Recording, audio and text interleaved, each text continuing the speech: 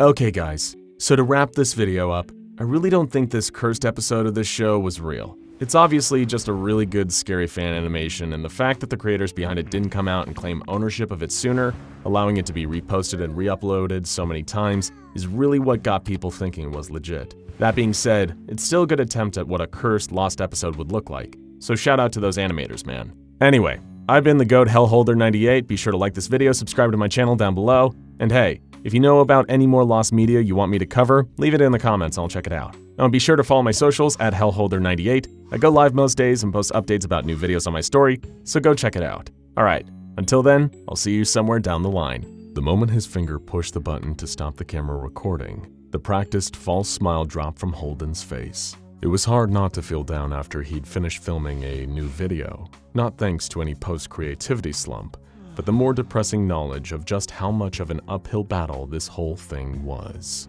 It felt like yesterday when Holden had first gotten into the creepier side of the internet.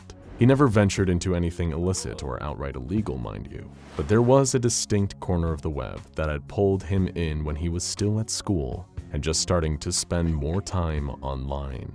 This part of the internet was filled with scary stories that were mostly fake or made up for likes, but that could have been real. There were unsettling animations, short clips that were hand-drawn to give people the creeps and keep them up at night.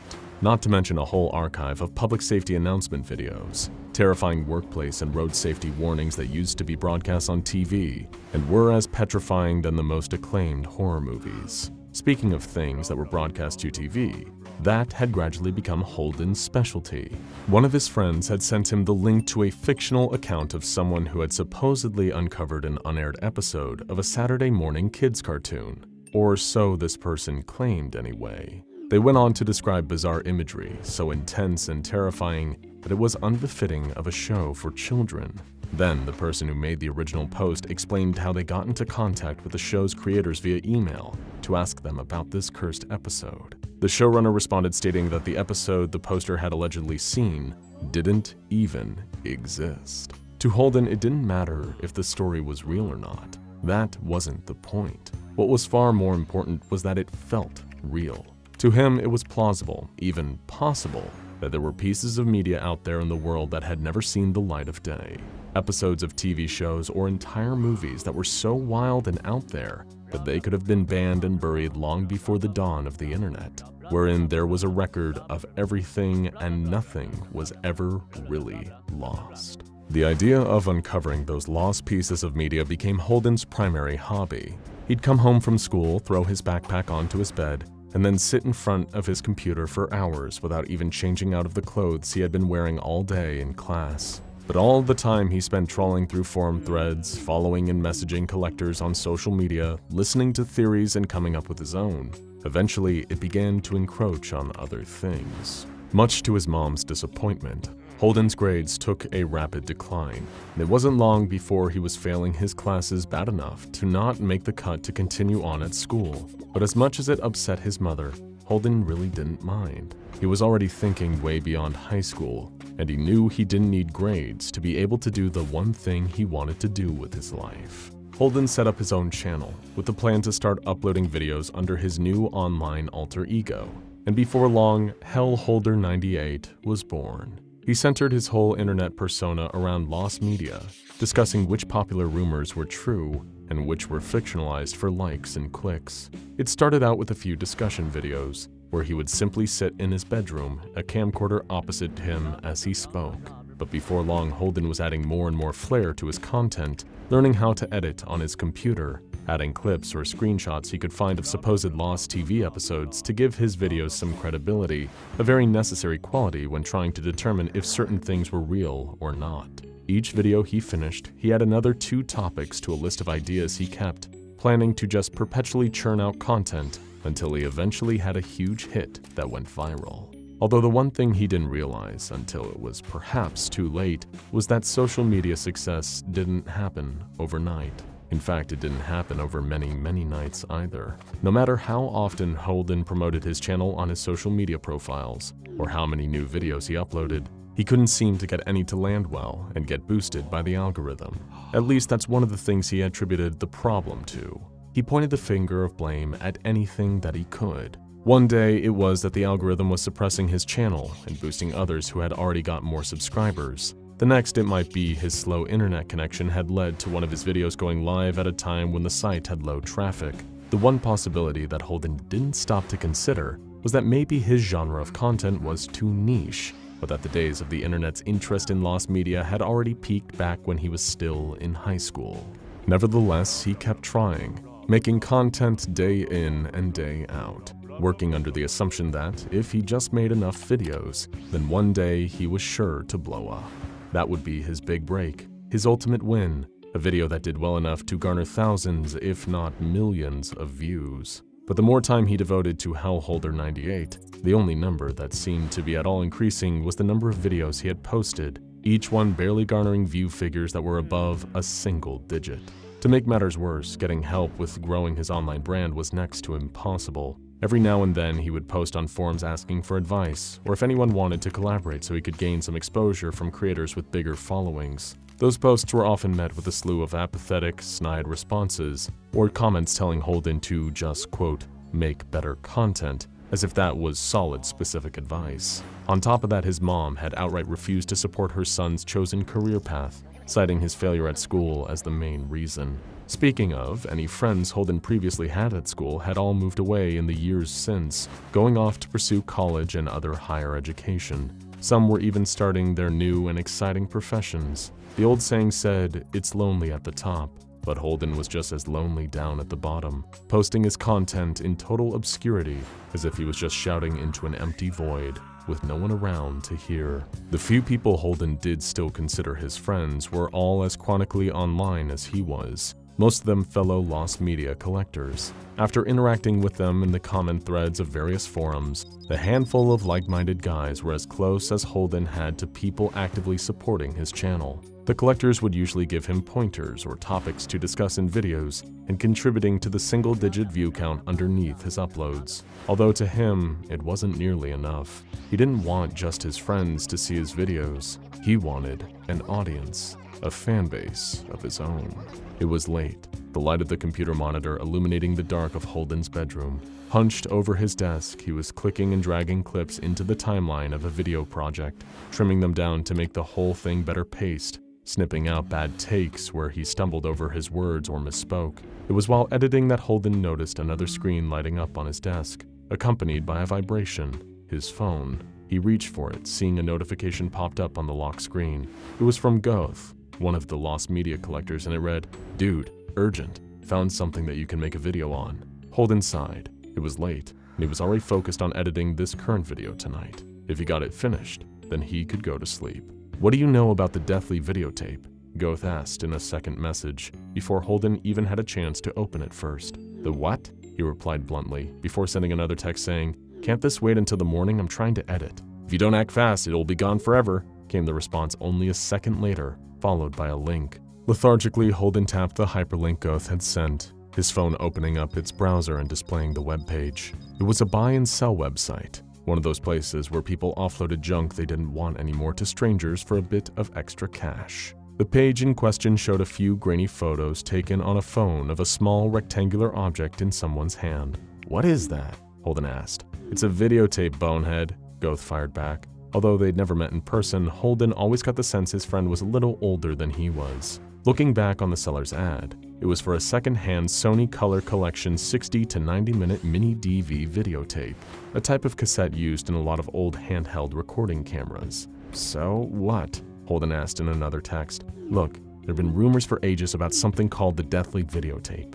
Goth replied in a series of rapid-fire messages. "It used to be all the rage on a lot of old lost media forums, the real nasty ones before they got shut down. Supposedly, there's a recording on this tape of some kind of live show, except when you put it in your VCR and press play, you see something horrible. Nobody even knows if it's real or just a legend." "How do you know this is the same tape?" Holden queried. By now, he had typed out the same link on his computer and was looking at the for sale page on the bigger screen while he texted back and forth with Goth. "Read the item description," he answered. Holden's eyes scanned down the page, finding a short message from the seller. "To anyone interested, I'm giving this old mini DV tape away. I don't know where I got it or why I watched it, but I wish I hadn't. It had ruined everything for me. It's impossible to enjoy anything else now that I've seen what's on it. Let me make this clear, I am not selling this tape, I'm giving it away free of charge. I hope that getting rid of it will help. Sounds ominous, Holden texted. If you're so sure if this is the deathly videotape, then why don't you get it? Keep reading, Goth responded. Underneath the item description was another note that the seller had written. Please note, I am unable to leave my town at present, nor can I mail this tape to anyone even if you pay postage. Collection only. If you are interested, please contact me at the following address. Below was an address. It was in Holden's hometown, only a few streets away from where he and his mom lived. This could be it, dude. Came another slew of messages from Goth. You buy this tape and make a video recording, then you might finally go viral. But you better be quick before someone goes and picks it up thinking it's just an ordinary tape. Holden looks back at the address, double-checking where it was. At most, it'd take a quick walk there and back, he thought. And if this tape was as elusive as Goth said it was, then owning it would mean Holden would be the only one who could make a video featuring it. After messaging the seller the night before, Holden found himself rushing through his quiet neighborhood to the address. All night as he tried to sleep, he kept thinking of the video he was going to make, how it could finally put him on the map, and at long last, bring him the E-fame he'd been working towards. Rapping his knuckles against the front door, he was met by an older man who stood on the other side. He was walking with a crutch, with a few bruises and stitched-up cuts on his face. The second that Holden explained he was there for the tape, the man reached to an unseen shelf just inside the doorframe and thrust the rectangular cassette into his hands before shutting the door as quickly as he could without it hitting Holden square in the face. He stared at the tape in his hands, though through its transparent green plastic case, he could see a hand-scrawled note. I know you'll ignore me if I tell you not to watch this, it read. So if you do, then on your own head be it. Having spent the rest of the day looking up exactly what he'd need to play such an old, outmoded recording format and convert the footage to digital so he could include it in his video, Holden had retrieved his mom's old VHS player from the attic, wiping the thick layer of dust off of it. It took a while for him to get everything ready to go, not just finding the right adapters and cables to hook the VCR up to his TV, as well as linking that to his computer, plus angling his camera right, and making sure the ring light he'd bought for filming was putting enough focus on his face. After the substantial prep, Holden took a deep breath, summoning up the faux excitement and stage smile before he hit the record button on his camera. What's up, guys? It's Hellholder98 here. Now today I've got a real treat for you all. So my friend Goth, shout out to him, told me that a while ago there was talk about something called the deathly videotape. We found a mini DV tape that we think might be that very same tape, so we're gonna watch it and see if it's legit. Dropping his persona as his face turned away from the camera, Holden punched the play button on the VHS player, his eyes glued to the TV screen as the camera's lens was fixated on him. Okay, nothing so far, he observed, met with nothing but a blank, black screen. Suddenly, after 12 seconds of nothing, the playback started instantly, and Holden started relaying what he was seeing on the tape to the camera. There was no sound, either because the recording on the videotape was filmed in that way or Holden hadn't properly figured out how to hook it up to the VHS. The video itself showed a recording of Sesame Street live, and for the most part just seemed pretty underwhelming. Characters were up on stage, their puppeteers managing to stay out of sight as they entertained their young audience. After 2.5 minutes, Holden was starting to feel like he'd gone to all this effort over what seemed to just be someone's old, unwanted home video. Just as he was considering turning off the camera and throwing the videotape in the trash, at almost the 3-minute mark, something weird started happening on the stage. The actor playing one of the bigger characters seemed to be having some trouble, instantly trying to pull off his cumbersome costume, much to the distress of the kids in the audience looking on in horror. But it wasn't just the illusion that had been broken. The actor was trying to get out of his costume because he was choking. He dropped to his knees on stage, clawing at his own throat before finally falling face down, totally still, asphyxiated, dead. Over the next almost 20 seconds, the same thing started happening to another 3 of the characters on stage, all of them violently choking while the children in the audience screamed and cried silently on the inaudible tape. Then, at 3.5 minutes, the video cut out. Holden was unsure how to react, at first a little creeped out, only to be somewhat bemused. He played it down for the camera, remarking that the video seemed tame compared to some of the more graphic fake content he'd seen.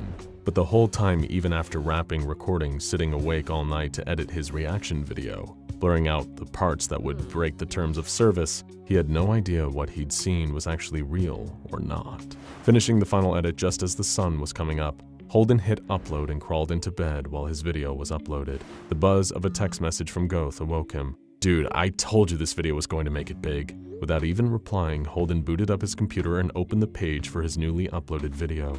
The view count was already in the thousands and climbing, comments pouring in underneath, mostly from people debating whether or not the contents of the tape had been faked. Holden punched the air in excitement. He'd finally done it. But as the video kept playing, he heard a retching sound coming from the computer's speakers. He turned to look back at his earlier self, filmed only the night before. Except what he was seeing play out on screen now wasn't what he remembered happening last night. It couldn't have, because the Holden in that video was choking. That wasn't possible. He was alive and watching his own video right now. But somehow the footage was shown him dying, his airway blocked, face turning red, then blue as tears streamed down his cheeks. In the video, Hellholder 98 fell down, dead from asphyxiation, and watching it made Holden feel sick.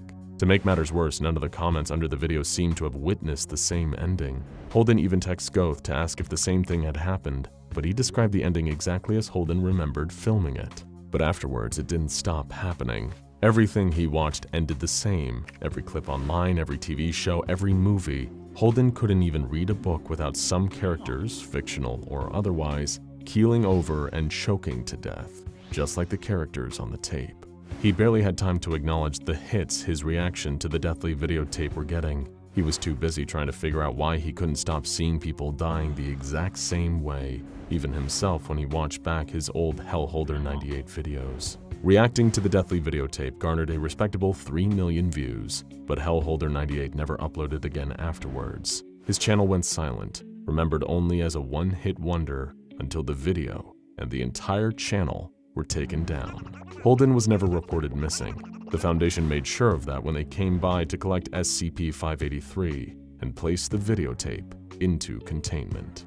Hey, do you have a favorite reality show? Oh, come on, don't lie, everyone has one.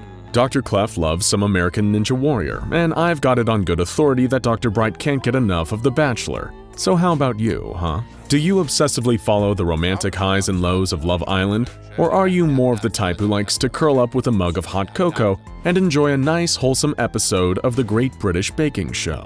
Do you ever yell at the TV when the contestants on Jeopardy just can't get the answer right?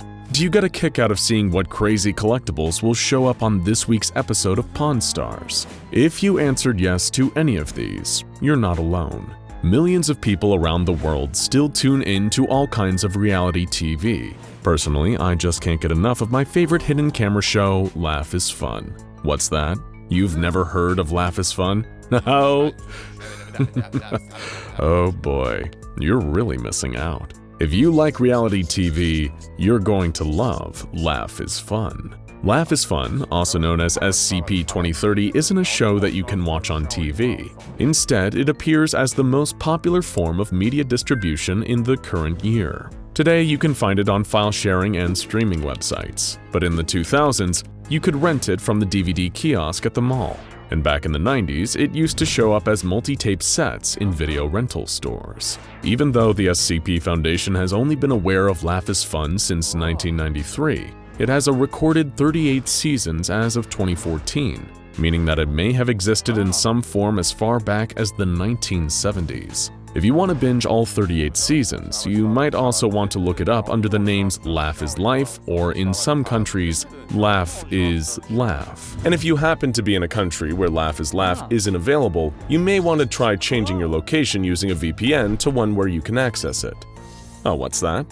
You don't have a VPN service? Well then, I'm glad you're here, because before we go any further, I have a very important word from our sponsor, who just so happens to be NordVPN, the preferred VPN service of all the researchers here at SCP Explained. Sign up now at nordvpn.com/SCP Explained. NordVPN isn't just a VPN, it's truly the best VPN available. With a simple click, you'll be able to access content that might be blocked just because of your location, so you'll never have to miss an episode of your favorite anomalous television programs. But wait, there's more, much more.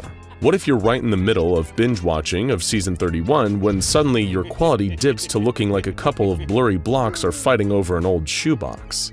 Never fear, because NordVPN encrypts all of your traffic. That means your internet service provider can't throttle your service and slow down your streaming speed. You should never settle for less than the highest quality pixels after all. And it doesn't matter how you choose to watch. NordVPN is available on every modern platform, including Windows, iOS, Android, macOS, Linux, and even Android TV. The monthly cost is the same as a cup of coffee. Regular coffee, that is, not the kind that comes from SCP-294. And if you sign up by going to nordvpn.com/SCP Explained, you'll even get a free month. So go try it for yourself right now. That's nordvpn.com/SCP Explained. Now, back to your regularly scheduled programming. As we were saying, Laugh is Fun is a prank show that puts unknowing everyday people into ridiculous scenarios and films their reactions. Each episode is about 10 to 12 minutes long and features an opening and closing monologue from beloved, supposedly human TV presenter Laffy McLafferson, aka SCP-2030-1. You've probably seen him before. He's never seen without his blue three-piece suit and black wingtip shoes. Funniest guy on TV, seriously. I think he should replace James Corden on The Late Late Show, and maybe even take up hosting a gig on SNL, if he's still got time after. He had this amazing monologue at the end of an episode in season 32. Haha, what a ride, huh, folks? We've seen printers that eat, eaters that print, and everything in between. Makes you appreciate the old clunker you have at the back office, doesn't it? No, printers may not always work when you want or need them to, but they sure make for some excellent comedy. And that's what we're all about here. Comedy. We're here to make you laugh. We hope you laughed. Thank you for laughing with us. That's what we're about here, doesn't it, folks? Come laugh with us again next time, and remember, laugh is fun! Good night and laugh, just laugh. We love to make laugh. Make more for laughter so as to for laugh. Laugh with us, laugh with us, laugh with us. Laugh with us, laugh with us, laugh with us. Laugh, laugh, laugh. Laugh and let us in. I couldn't tell you what his face looks like though, because he's always framed from the neck down. Once the pranks are done for the episode, he'll step up on that bright yellow stage and deliver his closing monologue, which always ends with a pan over the audience as everyone chants, "Laugh with us." Then the show always just cuts to black. The closest thing the show ever has to credits is a title card that says, "Filmed in front of a studio audience in partnership with YWTGTHFT." For a show that doesn't advertise or even air on TV, Laugh is Fun is still a beloved classic, and when you watch it, it's easy to see why it's been around so long. Laffy and the team pull off some really classic pranks on Laugh is Laugh. There's this one episode in season 13 where an unsuspecting family is sitting down to dinner. Father starts choking and the family reacts with horror until suddenly a pair of slits appear in the father's neck, allowing him to breathe. Those slits soon become nostrils, and before you know it, a full second head grows out of his neck. That head then grows its own neck, which grows a noose, then a face, then another head, then another neck. This keeps happening a total of 18 times while the rest of the family looks on in horror. But don't worry, before things go too far, Laffy pops out from under the table and tells the family they're on Laugh is Fun. Laffy points out the cameras and the whole family starts laughing, including all 18 of the father's heads. There's also another great season 13 episode called Squirrels. Oh man, okay, this one had me in stitches. Alright, so there's this couple lying in bed, and the wife wakes up because she hears this squeaking noise. She taps her husband on the shoulder to wake him up, but she draws her hand back in horror because she can feel something moving under her husband's skin. So before she can ask if he's okay, boom! Hundreds of squirrels explode out of his skin and start running around the room while the wife screams. Then Laffy walks in and turns the lights on, accompanied by the husband, who is perfectly okay, even though he's been skinned from head to toe. Everyone laughs. Alright, then there's the most recent episode from season 24 called Swelling. There's this old lady sitting on a park bench feeding the pigeons, and a couple walks past her. When they walk past, the old lady gets swarmed by the pigeons she's feeding. The pigeons force themselves into her mouth and keep swarming until her stomach cavity bursts open. The couple, who gets sprayed with guts as all the pigeons fly off, are extremely distressed by this until Laffy shows up. Some people say that this episode is too similar to Squirrels and that the show is starting to get stale at this point, but I think the joke is unique enough to stand on its own. Plus, with a prank show as long-running as Laugh, it's inevitable that you're gonna see some jokes get reused. Really, it's not about the prank itself, it's about the reactions of the people, which are always priceless. And man, the way that Laffy McLafferson comes into the frame by climbing out of the old lady's open ribcage, I was rolling on the floor. Ah, you don't think the old animals exploding out of people bit is funny? Okay, that's fair enough. Let me think. What are some of my other favorite episodes of Laugh is Fun? Oh, yes, the Margaret Thatcher episode from season 21. That's another great thing about Laugh is Fun. It's not afraid to get a little political. So this woman walks into her kitchen and opens the cabinet, but instead of the food being in there, it's just a big blob of flesh. The flesh blob rolls out onto the counter and morphs into a misshapen caricature of Margaret Thatcher with a disproportionately big head. The woman starts screaming, but the Thatcher creature jumps onto her, pinning her down and shoving its tongue into her mouth. The deeper the tongue goes, the more Margaret Thatcher faces start appearing all over the woman's skin. All the faces start reciting Thatcher's April 1986 speech on the bombing of Libya in perfect unison. You might watch it and think the woman's going to choke based on how long the creature's tongue is down her throat, but good old Laffy comes in and the studio audience goes nuts. Laffy points out to the cameras and says, "You're on Laugh is Fun!" And the woman starts laughing too, with the creature's tongue still in her mouth. But I think my favorite prank I've ever seen on Laugh is Fun was the one from season 37. So, it's in a hospital. There's a woman getting a C-section and all the doctors are gathered around. One of the doctors makes a comment on how much hair the baby has, and then he screams and drops his surgical tools. The rest of the team all start screaming as well, and then, this is where it gets really funny, you see Ryan Seacrest's head pop up from out of the woman. Okay, so this is causing her a lot of pain, obviously, so she starts screaming and crying as the Ryan Seacrest head fully emerges, at which point you can tell that its head is on an octopus body. Classic bait and switch, right? But that's not the end. The Ryan Seacrest octopus starts singing "Row, row, row your boat" as it emerges, and then 3 more octopi with celebrities' heads come out of this woman. There's one that looks like Jack Nicholson, one that looks like Johnny Cash, and one who looks like Martin Freeman. And when they've all come out of her, they start singing together in 4-part harmony. It's hilarious. Laffy walks in to point out the cameras and all the doctors start laughing. Even the woman on the operating table is laughing. In fact, she laughs so hard she passes out. It's a real shame that there are never any end credits because it would be so cool to find out more about the people who make this show. I mean, they're total comedic geniuses and special effects wizards too. I couldn't even guess how they do some of those pranks. But sadly, there's very little information about the show online, and you can't even ask the victims of the pranks about it, because all of them are dead. What? No, not because of Laugh is Fun, that's just a prank show, it's all jokes. They always show everyone laughing and perfectly okay at the end, no matter how badly they got mutilated in the episode. You can even see some people who have been on previous episodes among the studio audiences if you look hard enough. But, okay, by total coincidence, everyone who is featured on Laugh is Fun eventually dies or is already dead of totally unrelated causes. Like the Turman family. The dad, Gary Turman, was the one who had 18 extra heads grow out of his neck. Gary, his wife Lindsay, and their 2 kids tragically passed away in a car wreck on the 28th of April 1989. Melissa and Travis Youngland, the couple from the squirrel prank, went missing and were last seen on the 12th of May 1989. The couple from the pigeon prank, Macy Gershon and Kyle Parker, were both killed by a hit-and-run driver in September of 2000. Doris Carter, the woman from the Thatcher prank, passed away from ovarian cancer in 1997.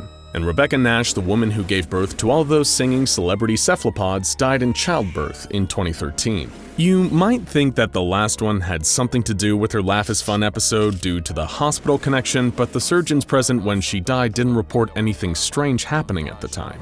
All of these deaths happen in roughly the same years that all these people had their appearances on Laugh, but it's because it's only available on streaming and video. It can't really be said what the connection is since there aren't any air dates for any of the episodes. While you might assume that these people died after their appearances on Laugh and the show is actually some kind of death curse, it's just as likely that they died before, and Laugh is Fun is somehow filmed and distributed from the great beyond. Some people even think that the people who film Laugh actually kidnap all the people who appear on the show and fake their deaths in some kind of big sinister conspiracy. Sure, I have heard that all of the people who supposedly died after being on the show have inconsistencies in their death records, and that many of their graves actually just hold empty coffins, but still, that feels totally unrealistic to me.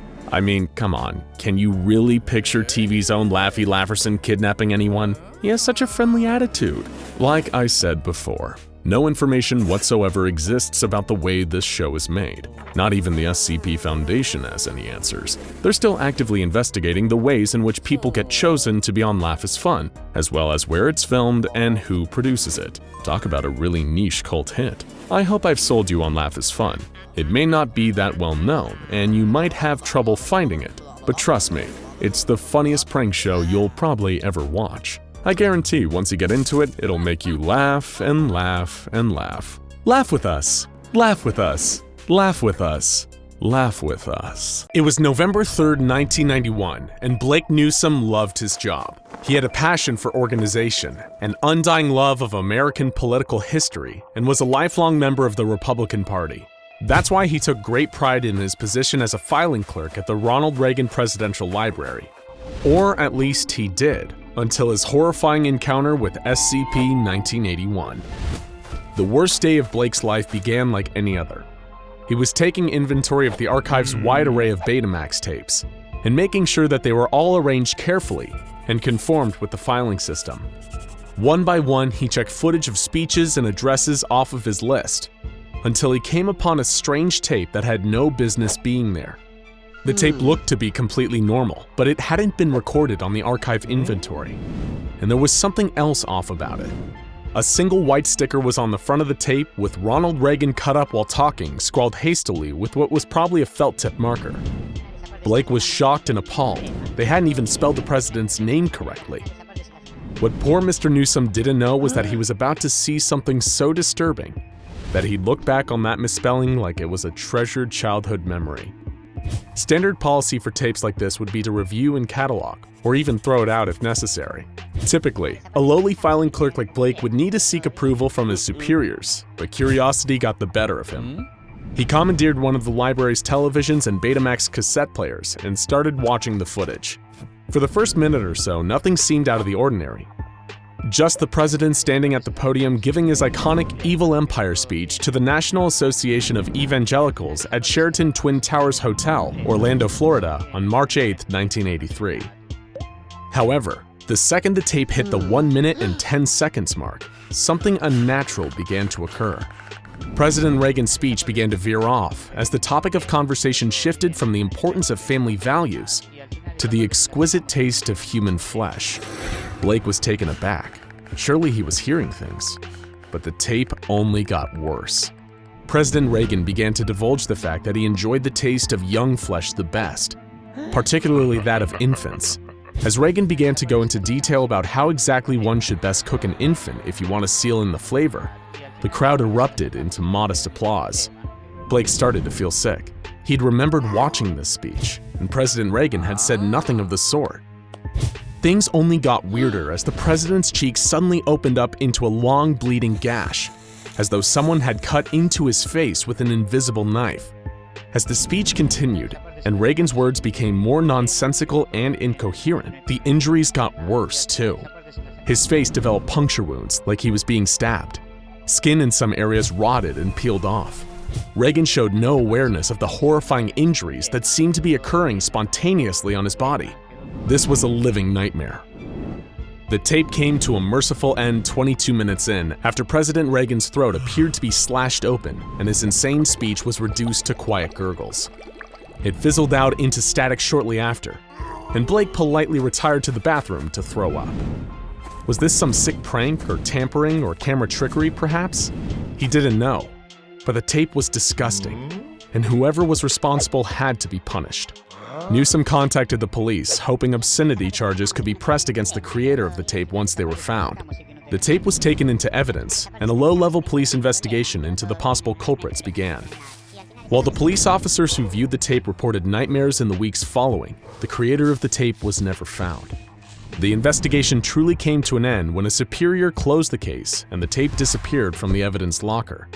This, as you probably could have guessed, was the work of a field agent from the SCP Foundation, and these sticks were then used to erase the memories of everyone unlucky enough to witness the tape, including Blake Newsome, who could finally rest easy and return to his filing work.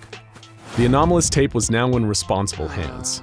It was given the designation SCP-1981 and given the object class Safe due to its easily controlled and self-contained nature. Proper research and testing was now able to begin, and while nothing about the construction of the tape suggested anything inherently anomalous, repeat viewings of the video made it clear that this went far beyond mere doctored footage of a presidential speech.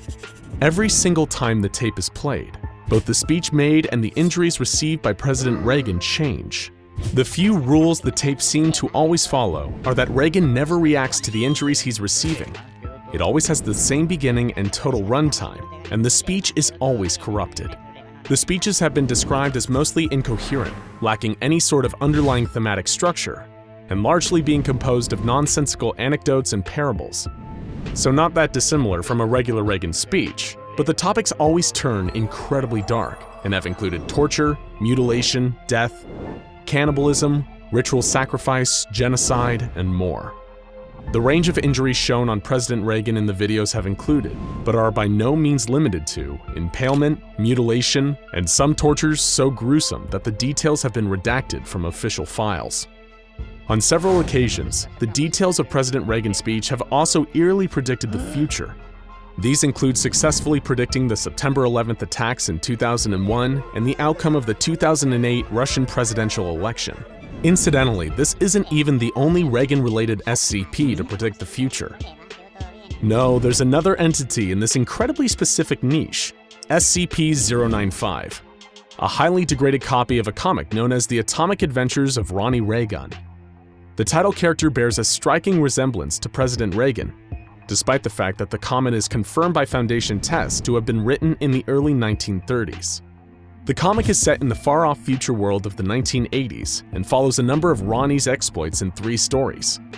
The first, titled Ronnie vs. Space Admiral Carter, seems to perfectly describe the events of the 1980 presidential election. The second, Space Assassin, mirrors the attempted assassination of President Reagan by John Hinckley Jr. And the third, titled Jungle Planet, retells the Iran-Contra controversies of 1986. These comics were produced under the mysterious and apparently non-existent company Future Funnies. The Foundation hopes to track down the other comics from this company whenever possible, but they've had no luck on that front. For now, there's only SCP-095.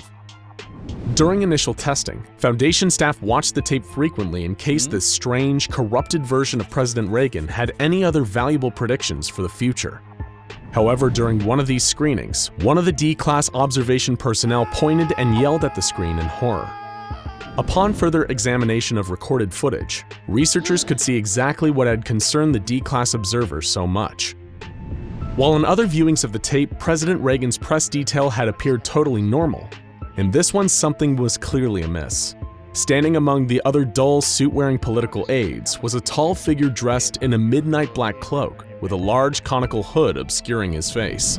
The figure didn't appear to move in the footage, it just stood there, menacingly. A later survey indicated that this figure would appear in roughly 1 in 7 viewings of the tape.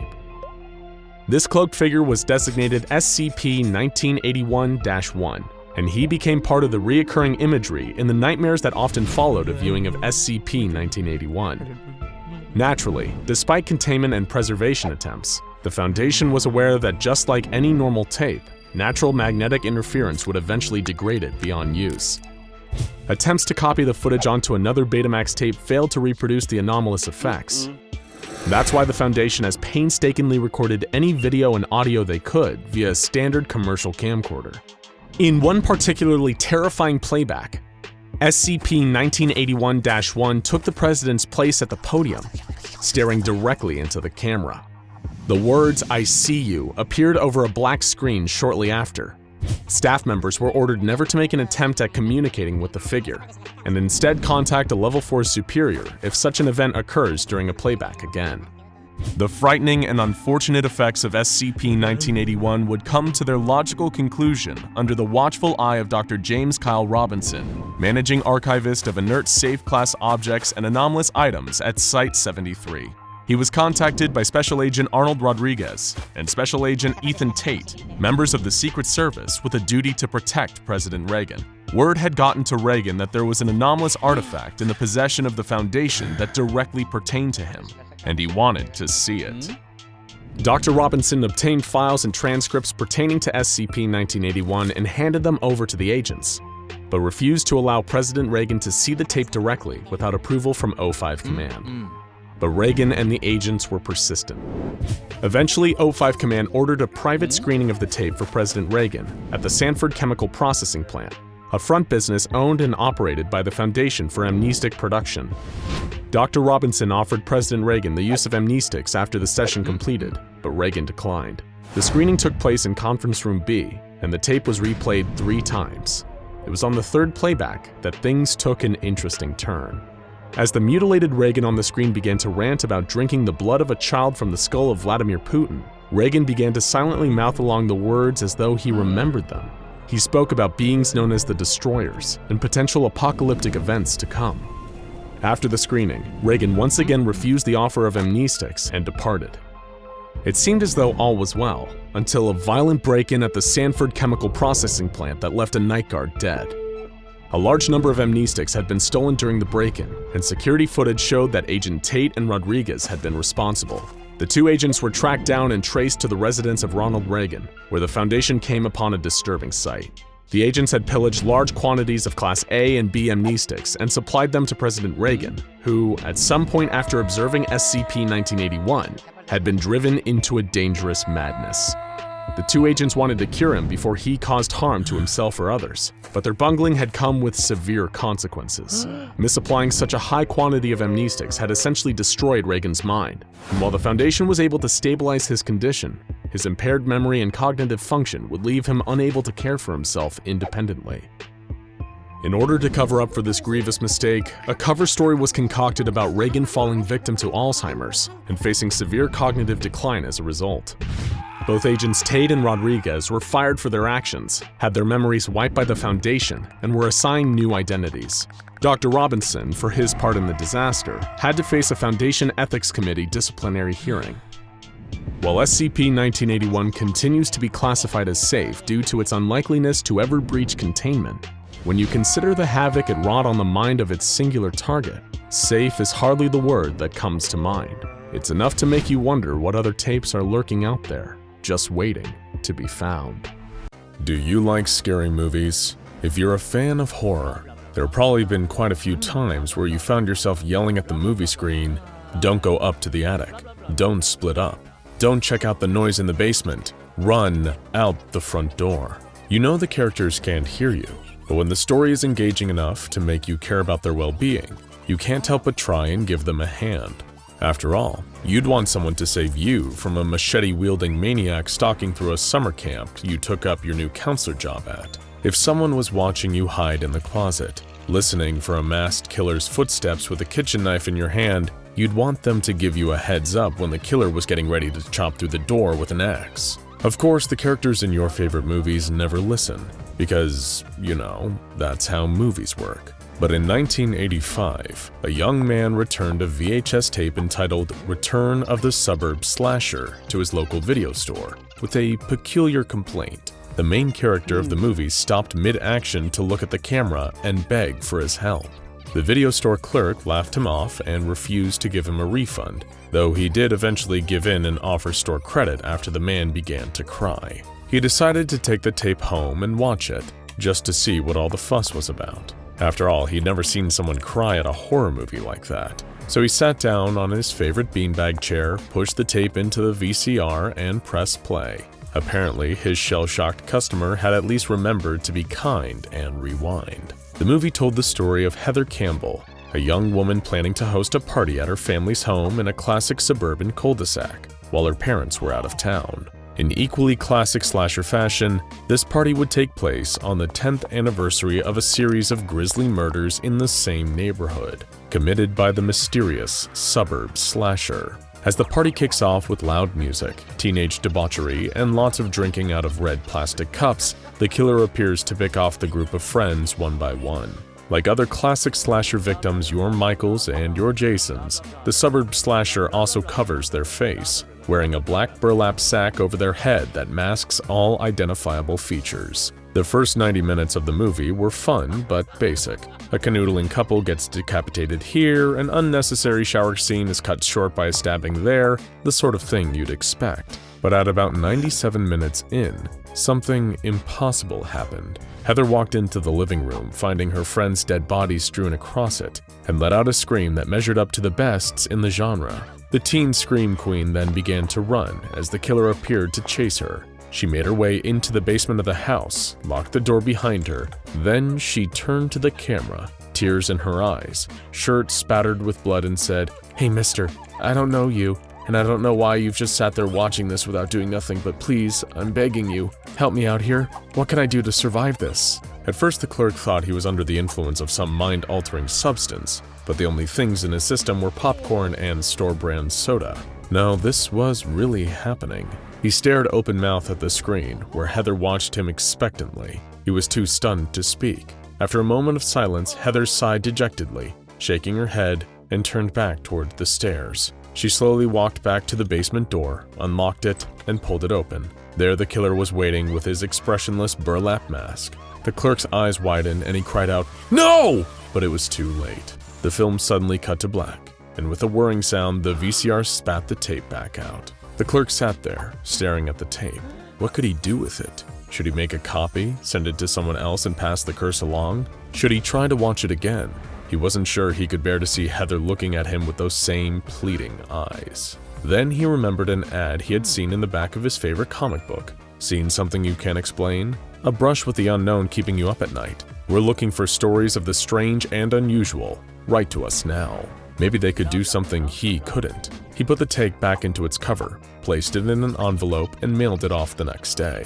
A few days later, the package reached its intended recipient, an undercover branch of the SCP Foundation tracking anomalous activity via a series of ads in comic books and video stores to tap into one of the most underutilized resources in the world: nerds. The tape was designated SCP-5733, and Heather and the masked killer were designated SCP-5733-2 and SCP-5733-1 respectively. After an initial viewing confirmed its anomalous properties, a research team headed by Dr. Carpenter began to perform a series of tests. Testing was open to all Foundation employees, subject to approval by Dr. Carpenter.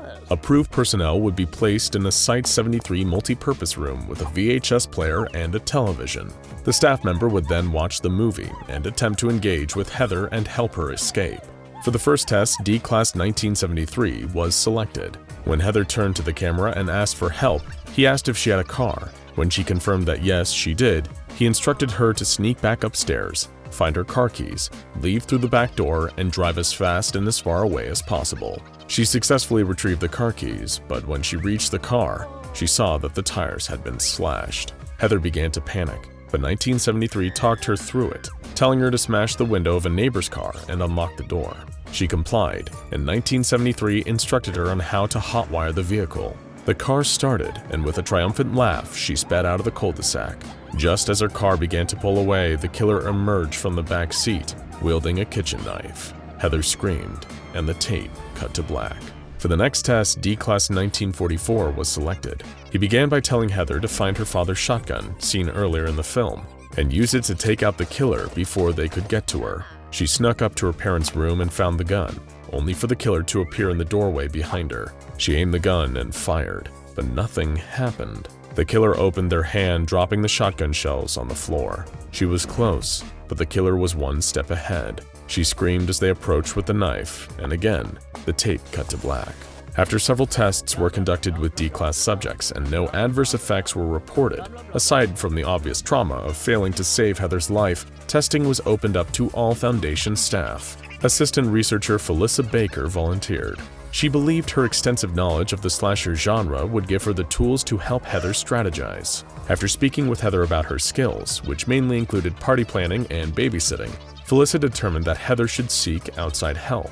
With Felissa's help, Heather made her way out of the house and over to the home of her next-door neighbor, Mr. Loomis. When she got there, the door was open and the lights were off. It didn't look great, but she didn't really have much of a choice but to go inside. She made her way to the bedroom where Mr. Loomis and his wife were lying in bed. She tried to wake him, but the camera zoomed in to reveal his throat had been slashed. The shape in the bed next to him sat up and was not in fact his wife, but the Suburb slasher instead. As the figure raised their signature kitchen knife, the screen went to black. SCP-5733 became a competition of sorts among Foundation staff, each volunteer proposing their knowledge would help them get Heather to safety.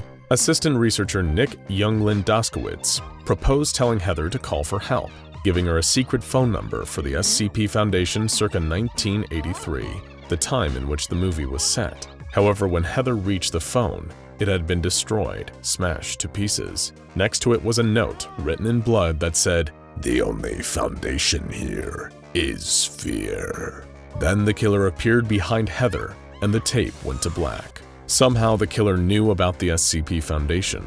Perhaps in a manner of speaking, the call was coming from inside the house. Next, Field Agent Malcolm Pleasance and Donald McDowell were selected due to their extensive knowledge of hand-to-hand combat. They attempted to teach Heather various fighting and self-defense techniques, while she survived on the limited supplies available in the basement. She eventually left the basement and, when the killer appeared, began to fight them. After 23 minutes of combat, she knocked the slasher to the floor and grabbed the candlestick to finish them off. As the agents watching began to celebrate, a second version of the suburban slasher appeared behind her, lunging forward. Just before the new killer made contact, the tape cut to black. During this test, the slasher seemed more adept at combat than it had been before, as though it could hear the advice being given to Heather.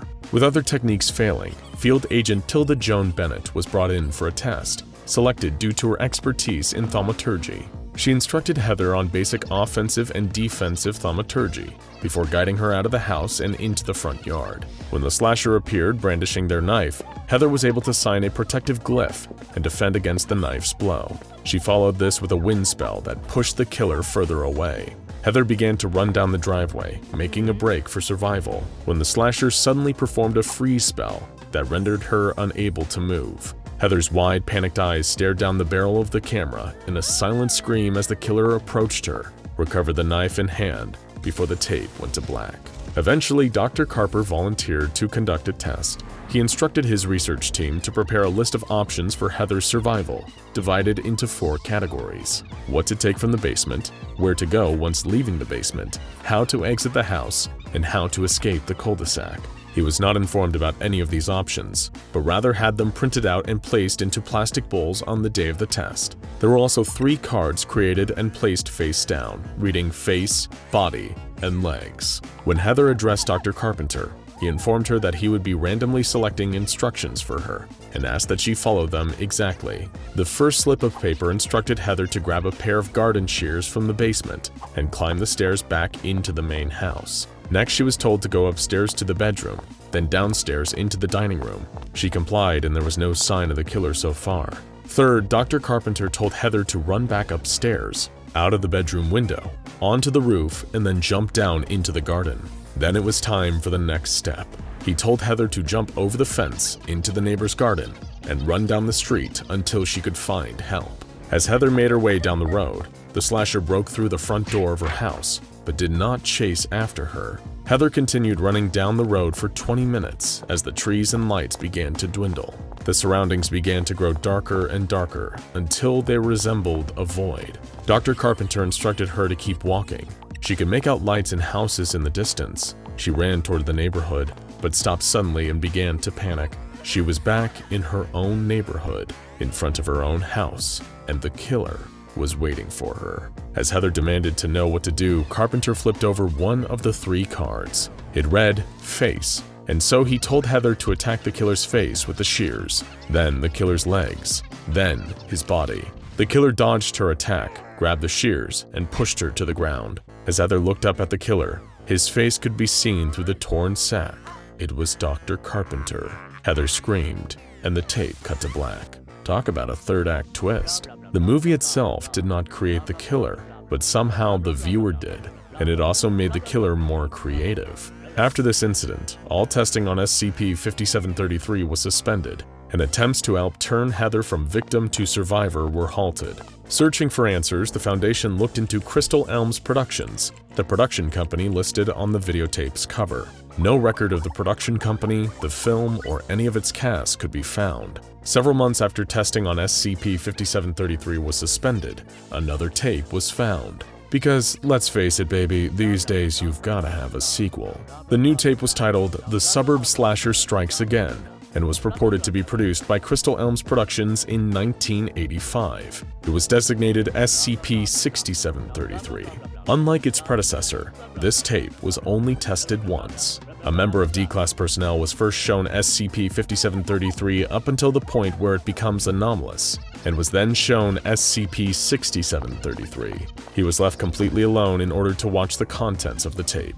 The following was what was on it. Dr. Malcolm Baines entered the testing chamber to find D-1974, or Jamie, sitting across from the television set. He introduced himself and ran a series of cognitive tests. He asked Jamie what he thought of the film, and he said, it was pretty much your standard slasher film. There's a group of teens who just graduated high school and go to a local camping site by a lake to celebrate. One of them mentions it's near the site where the killer, the slasher, was shot dead by police a year prior after a rampage. Dr. Baines clarified, asking if this was a reference to the first film. Jamie continued, it's not really clear, they all think it's a joke, apart from the main girl. She said her dad's a police officer and she's seen video evidence of the attack. No one references any of the characters from the first film though, and they don't show up in this one either. The slasher's the only constant. According to Jamie, the main events of the film revolved around a lakeside camping trip and quickly began to go wrong. Dr. Baines inquired about the nature of the slasher's kills, and Jamie elaborated, he's still got a kitchen knife, same weapon as the first film, so he stabs a lot of them. It's pretty gory for the time it was made. He slashes up someone's face, then the nerdy guy gets stabbed through the eye. That one's pretty good. The camera gets sprayed with blood. One of the teens gets his head crushed wide open. Dr. Baines asked Jamie how the scenes made him feel, and he responded, there's some good jump scares and the tension's fairly high at points, but it's a little dated. I've seen scarier, but I've also seen worse horrors. Only one part of the film stood out to him. He described it. So, the girl and her best friend, the one that's been looking out for her this whole time, enter into a cellar. The slasher creeps up from behind and grabs the friend, tears his head clean off his neck. The slasher then chases the other teen to the other side of the lake. He's advancing on her. The camera's set on the water of the lake. It's a wide shot. You've got the lake waterline parallel to the top and bottom of the shot, so it splits the screen horizontally. She's fallen over, crawling away from him. As he advances on her, the camera zooms in. Slowly, though. It takes its time, and he does too. There's music at the start of the scene, deep, dark synths. This stops as the camera moves closer, though. I forgot to say, it's a long scene, longer than 5 minutes. Maybe it was 10, I don't know, it felt longer than 10. So the slasher's approaching her. We're, the viewers, approaching the shore. And then the music stops, and it's just his footsteps and her pleading. And she's pleading, man. There's these big inhales of breath stifled by the mucus running out of her nose. She's babbling, but it gets to the point she's not even saying words, just making noise. As Jamie continued, he began to grow increasingly distressed. The camera's real close to the shore now, and the slasher stops. He turns his head and looks straight at the camera. You can't see his eyes, but you know he's looking straight at you. And he just stands there, staring. Eventually, the girl crawls out of the frame, or the camera zooms past her. I can't remember which. It just keeps zooming in on his face, where his face should be under the hood. The girl keeps screaming off camera, and then there's this guttural ripping noise, and the screaming stops. It just stops, but the camera keeps moving. You can see the individual droplets of blood splashed across him. You can see the fabrics that make up his hood. His face soon takes up the entire shot, and then black. No credits or nothing. The tape just cuts to black and was pushed out of the player. Dr. Baines pushed a bit, asking if there was anything anomalous he could be forgetting. Then Jamie thought of something. The girl, her friends, all of them, I don't think they had names. Jamie became increasingly disturbed by the film over time, calling Dr. Baines into his dormitory to ask him if they had shown him a snuff film. After falling asleep, he had a vivid dream of the lake, crawling alongside it, recalling the deaths of his friends at the hand of a masked killer. When he woke up, he saw a shadow outside the window of his room. It stood there, silent and unmoving, all night. It only vanished when the sun came up. The next night, surveillance caught the image of a humanoid shape running through the forest, but the guards found no trace of it. Dr. Baines returned to Jamie's cell to find him deeply distressed. He repeated over and over that the slasher was coming for him. Dr. Baines dismissed this concern. Once Jamie was alone, he stared into the mirror as the temperature began to drop. "You're here, aren't you?"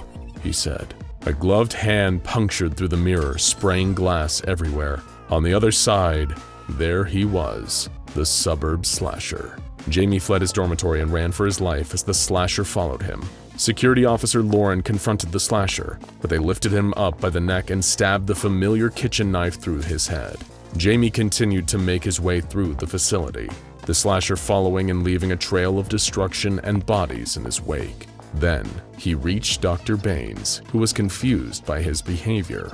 Dr. Baines insisted that he needed to get to the basement, but terrified, Jamie resisted him. The two men scuffled, and Jamie shoved Dr. Baines hard, sending him careening into the wall. A lighting rig fell from the ceiling, landing on Dr. Baines. Several strangers ran into the room, calling for a medic on set, and asking for production and lighting to come back and reset everything.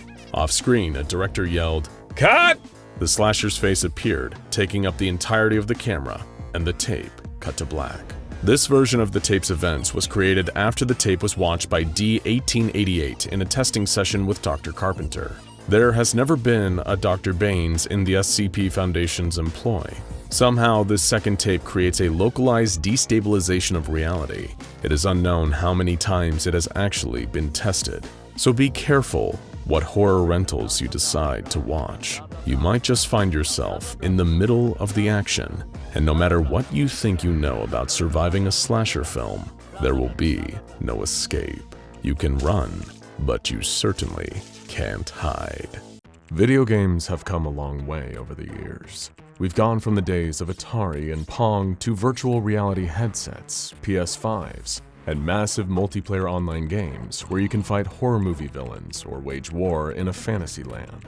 You can mine virtual minerals and avoid creepers in Minecraft, compete against people all over the world in Fortnite, and do whatever it is people do in Roblox. Games used to be a pixelated hero battling blobby monsters with no discernible facial features, and now they have graphics so detailed you can see the freckles on a protagonist's face and each individual blade of grass. But there's one thing that hasn't changed, no matter how much progress games may make. Whenever a shiny new console comes out, everyone wants to get their hands on it. It was Christmas season in 1986. Walk Like an Egyptian by the Bangles was at the top of the charts. Eddie Murphy's The Golden Child was the #1 movie in America, and hundreds of thousands of kids were writing to Santa and begging their parents for one thing: the Nintendo Entertainment System.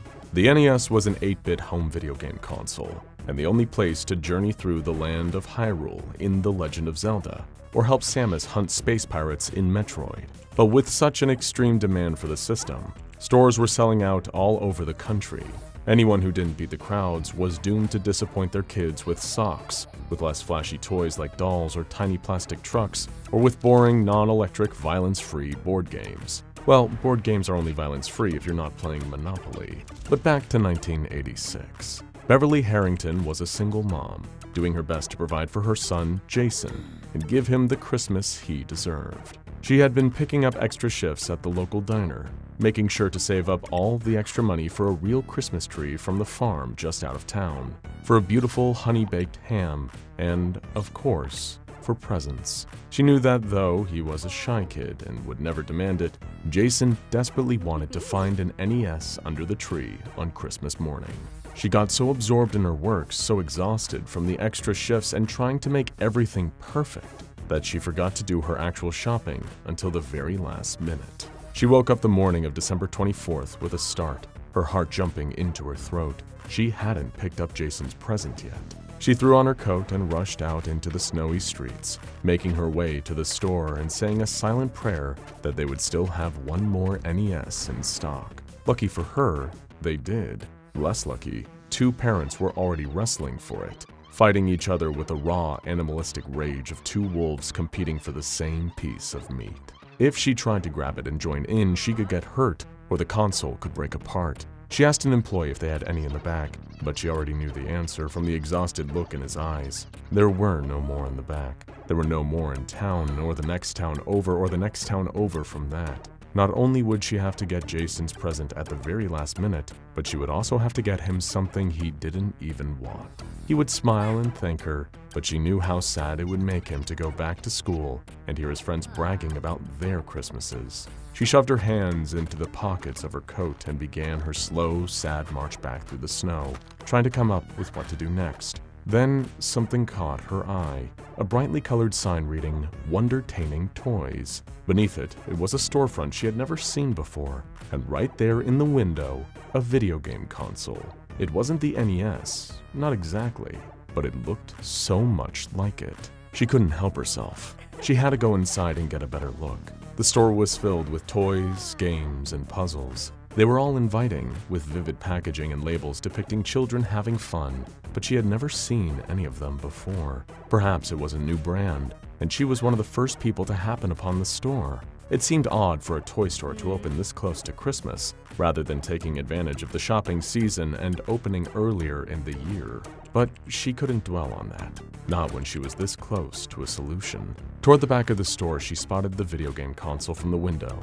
The label read, Pretendo, so the resemblance to the NES was no coincidence. This console was intended as a knockoff of some kind. She asked the sales clerk, a man with a strangely wide, unmoving smile, if the console was capable of running Nintendo games. "You bet your bottom dollar," he replied. "We don't carry those here, though. But can I interest you in some of our Wondertainment originals? We have all kinds of games here, and they're just as good or your money back. There's a whole world inside each and every one." It wasn't what she'd set out to buy, but this was clearly the best thing Beverly was going to find this close to the holiday. She paid the man for the Pretendo console and a selection of the store's most popular video games. He even gift-wrapped it for her in a colorful box with a shiny red bow on top. The next morning, Jason and Beverly sat in the living room, sipping cocoa and opening presents together. She started small with a classic pair of new wool socks and worked her way up to the big box in the corner. As Jason tore the paper off, his eyes lit up with glee. "Thank you, Mom, thank you!" He gave her a huge hug, then looked at her with nearly manic excitement. "Can I play it now, can I?" She laughed and promised that after he helped her clean up the wrapping paper, he could play his new games.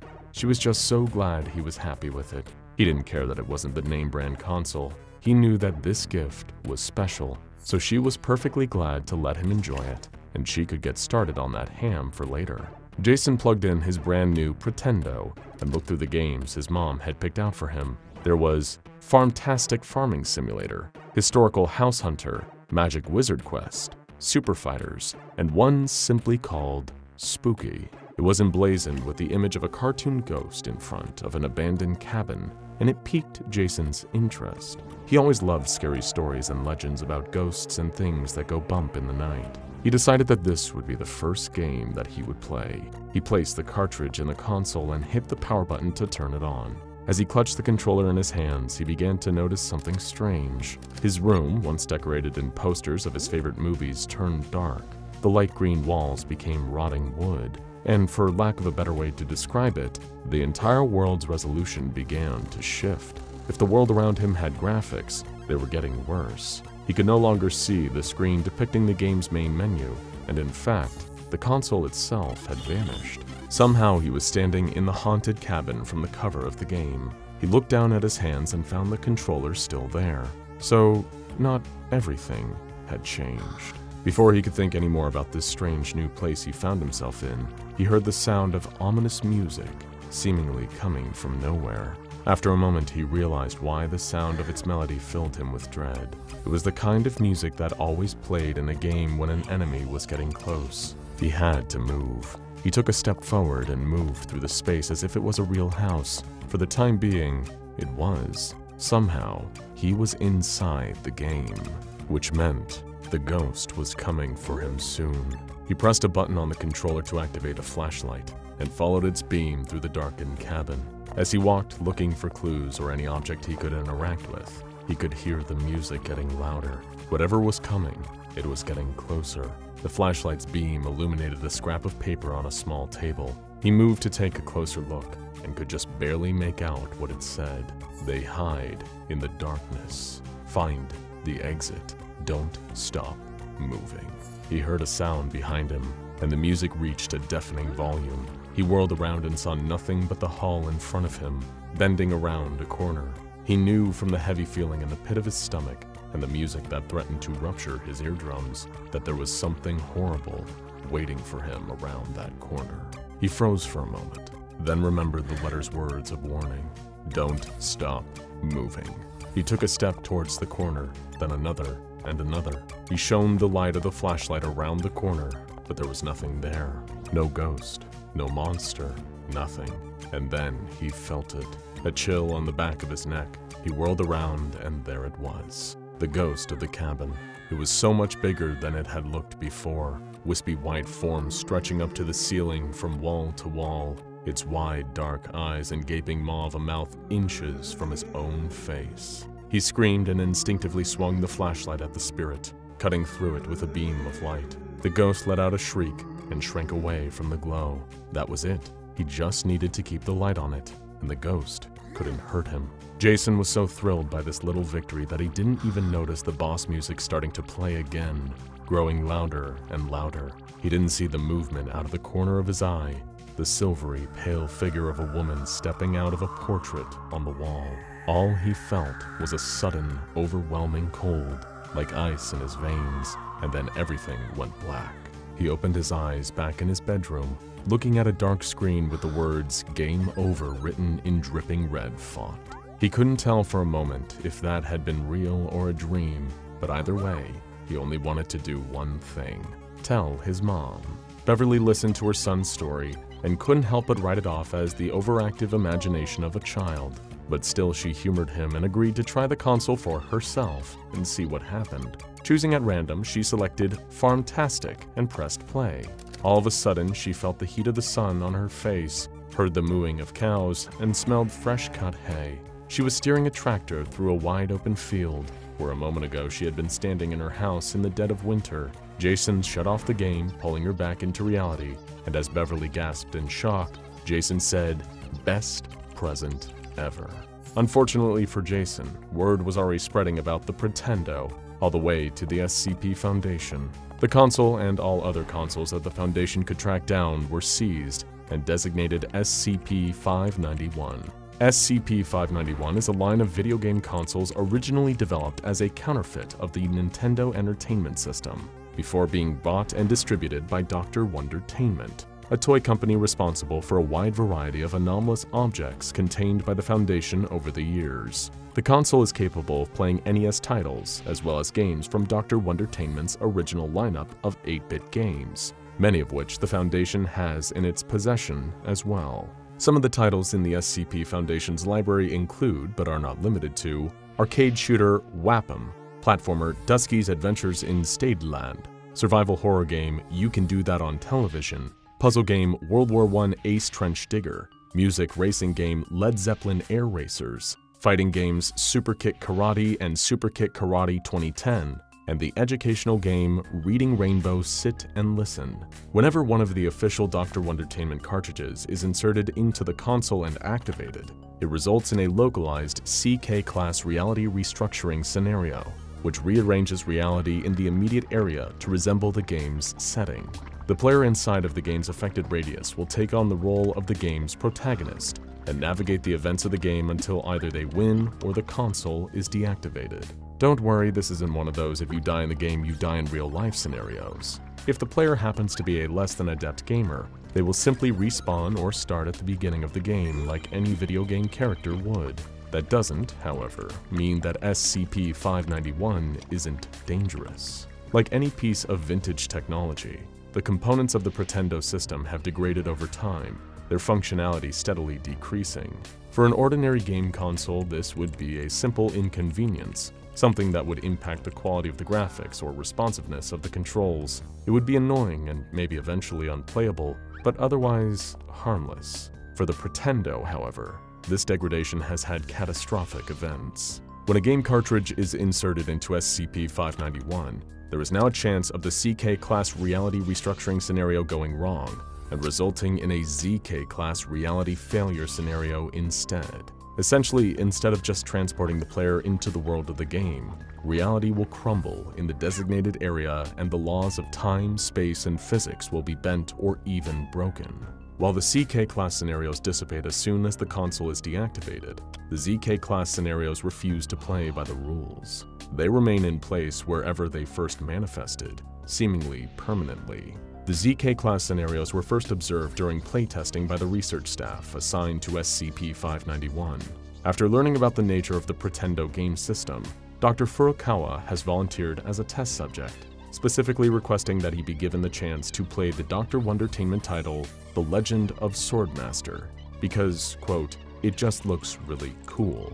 This particular game came with not just the cartridge, but a special sword-shaped controller to be used during the sword fight sequences. Dr. Furukawa stepped into the containment cell where one instance of SCP-591 had been placed, with his chosen game cartridge and controller waiting for him. As soon as he inserted the cartridge into the console and pressed the start button, the room around him began to transform, reality itself warping and reshaping to fit the world of the game. Fluorescent lights and stark white walls were replaced by pixelated trees and a winding cobblestone path leading to a massive stone castle. The first enemy, a knight in black armor, leapt into frame, and Dr. Furukawa raised his sword ready for combat. But before he had a chance to deal the first blow, it became clear that something wasn't right. The enemy knight suddenly disappeared, glitching out of sight. The cobblestone slowly began to drift into the air, and so did Dr. Furukawa. Just as suddenly as he lifted off, he dropped back to the ground with a heavy thud. Gravity was rapidly fluctuating, and he could scarcely keep his balance. In front of him, he could see random cubic structures popping up out of nowhere, made of wood, stone, and ice. "End the game!" he called out desperately. "Pull the plug, someone, please!" Outside, one of the researchers watching the experiment cut the power to the console, but nothing happened. The world refused to return to normal. Security officers entered the area and attempted to remove Dr. Furukawa, but found that his body still resembled an 8-bit video game character. When they attempted to drag him out of the ZK class zone, he cried out in pain as his body began to dissolve into static. They had turned off the console, but they were unable to pull him out. The rest of the research team, horrified by what they had witnessed, began to take measurements of the reality failure scenario from outside of the room. The area now displayed a complete absence of naturally occurring radiation, including cosmic background radiation. There was also evidence of time dilation, reduction of light speed, and the gravity fluctuations that Dr. Furukawa had first noticed. With no way to remove Furukawa from this broken reality, the area would have to be sealed off, and he would be left inside. There was no other option. So they constructed a concrete dome around the testing site and relocated the remaining instances of SCP-591. From that point on, testing was only conducted using D classes, no matter how much research staff loved video games, or how vehemently they insisted that they were, quote, willing to roll the dice. They were barred from testing and encouraged to pick up a VR headset for a much lower-risk immersive gaming experience. Over the years of testing following the Dr. Furukawa incident, 4 more ZK-class scenarios were created and contained. Some of the individuals survived the incident, but were physically altered so greatly that they would not be able to survive outside of the ZK-class reality failure. The only people who survived were unable to readjust to their lives, continuing to live as the main character of the game that they were playing. At this point, testing was officially suspended indefinitely due to not only the loss of human life, but also the unpredictable and highly dangerous nature of the damage being done to reality on such a grand scale. All instances of SCP-591 confiscated by the Foundation are kept in a storage containment vault, kept separate from any civilians or their infrastructure by a distance of at least 500 meters. It is also kept separate from other Foundation-controlled containment facilities. Unless it is being used for official, approved testing by Level 3 staff, it is to remain deactivated at all times. Any ZK-class scenarios created by an instance of SCP-591 will be contained via the construction of a closed concrete dome, and given the designation of Sector W number. Sectors W1 through W5, the currently existing ZK-class scenarios, are monitored remotely and kept highly classified. Any personnel or test subjects located inside one of these sectors will remain there indefinitely and be officially considered lost in action. Any additional instances of SCP-591 located in civilian stores, households, or any public place are to be removed and contained indefinitely. As the years have gone by, testing has indicated a steady increase in the rate of ZK-class scenarios being generated from a CK-class scenario. Where it was only a 1% chance, there is now a 32% chance. According to Wondertainment Company records seized during a Foundation raid of one of their toy factories, there are still plenty of SCP-591 instances out there in the world, just waiting for some unsuspecting gamer to fire them up and get lost in the story, literally. If the documents found are accurate, there are around 243 consoles and 1,300 consoles still in circulation. These also may or may not include a pocket Pretendo model that was developed as a prototype, but never officially released on the market. If it was, and the chaos of the Pretendo system is available in a portable form, well, it's best not to think about that for too long. The Foundation is doing its best to track down the remaining Pretendo systems, but there is no way to know for sure what distant corners of the world they've made their way to. So when you're picking up a shiny new game console, or a nostalgic vintage model to relive some of your favorite childhood memories with, take an extra close look at the label and make sure you're getting the real thing. Because if you're not careful, it just might be game over. Have you ever wanted to be in a cartoon? They have it easier than we do, that's for sure. The characters in your favorite shows never seem to experience boring days, and the world around them always seems so wonderful and imaginative. Animation is an idealized, stylized form of reality, where anything can happen, and entertainment is at the forefront of the lived experience. If you're understanding the appeal behind what we're talking about, you'll definitely be interested in hearing about SCP-6080, a strange anomaly known as Eric's Cartoon Box. The story of Eric's Cartoon Box is elaborate and complex, but catalogs one of the Foundation's most imaginative and surreal anomalies on file. It started on Parawatch.net, a message board dedicated to the supernatural and paranormal that the Foundation likes to keep tabs on in their spare time. While sifting through countless fake posts about being abducted by aliens or hunting for Bigfoot, the Foundation noticed something less conventional that caught their eye. A series of posts that talked about a cursed VHS tape of the mid-90s classic Nickelodeon cartoon, Rocko's Modern Life. Now, a cursed cartoon seems like your standard internet horror fiction fare, something the Foundation could easily dismiss as a story crafted by an amateur author, but what caught their attention were the pictures of strange entities that appeared as a result of watching the tape, as well as information on how the original poster obtained the tape.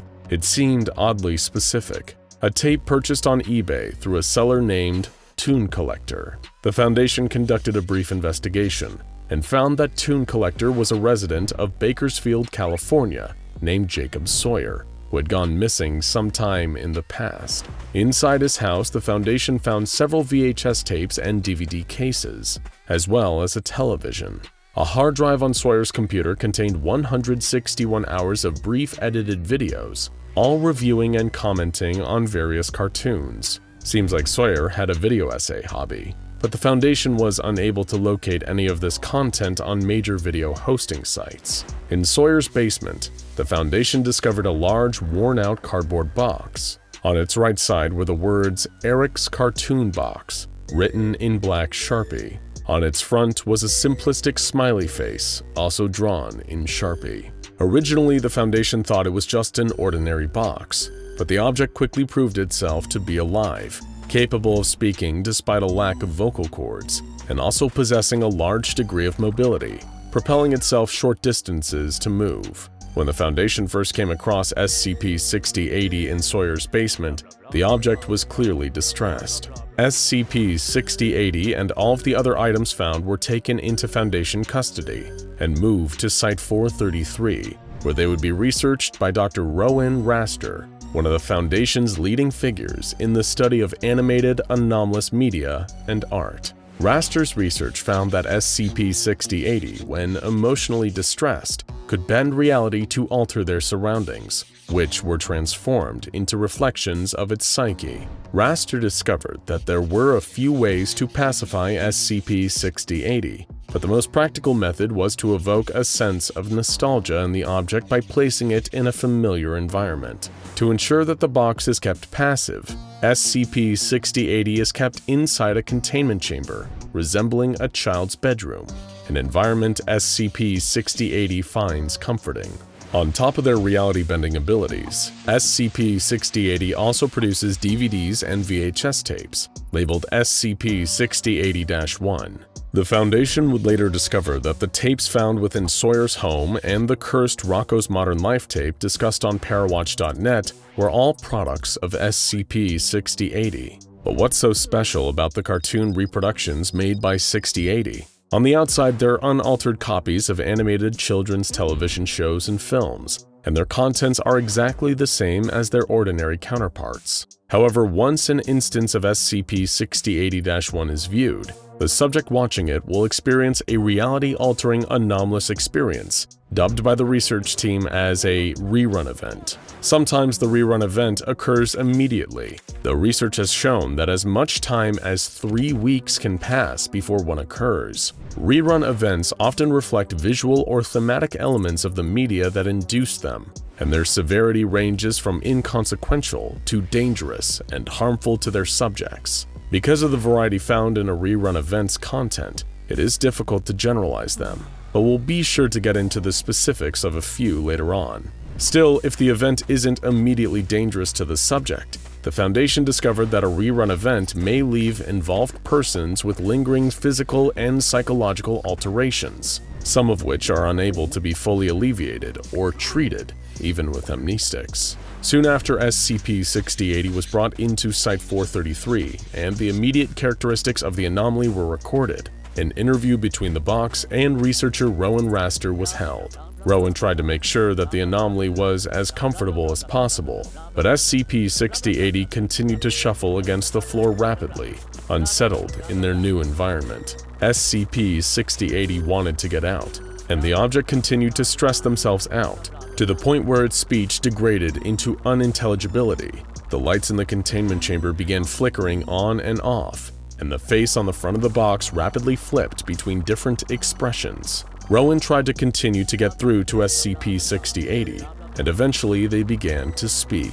They said that they were scared, and that they missed someone that they called Eric. SCP-6080, once calmed down, explained that Eric was the center of their universe. In their own words, SCP-6080 felt when it first started existing that their sole purpose for being here on Earth was to exist for Eric. They remembered waking up in a bedroom filled with toys and posters, and immediately knowing the feeling that they knew what they were made for and who they were made by. At first, this was overwhelming, and SCP-6080 began to freak out, but Eric showed concern, and the box realized that they didn't want to upset him. The most important thing for SCP-6080 was to not upset Eric. When Raster asked if they could describe Eric, the box was unable to, and said that whenever they tried to talk about Eric's appearance, people became confused. They said that Eric's skin was blue, and that he had a purple nose,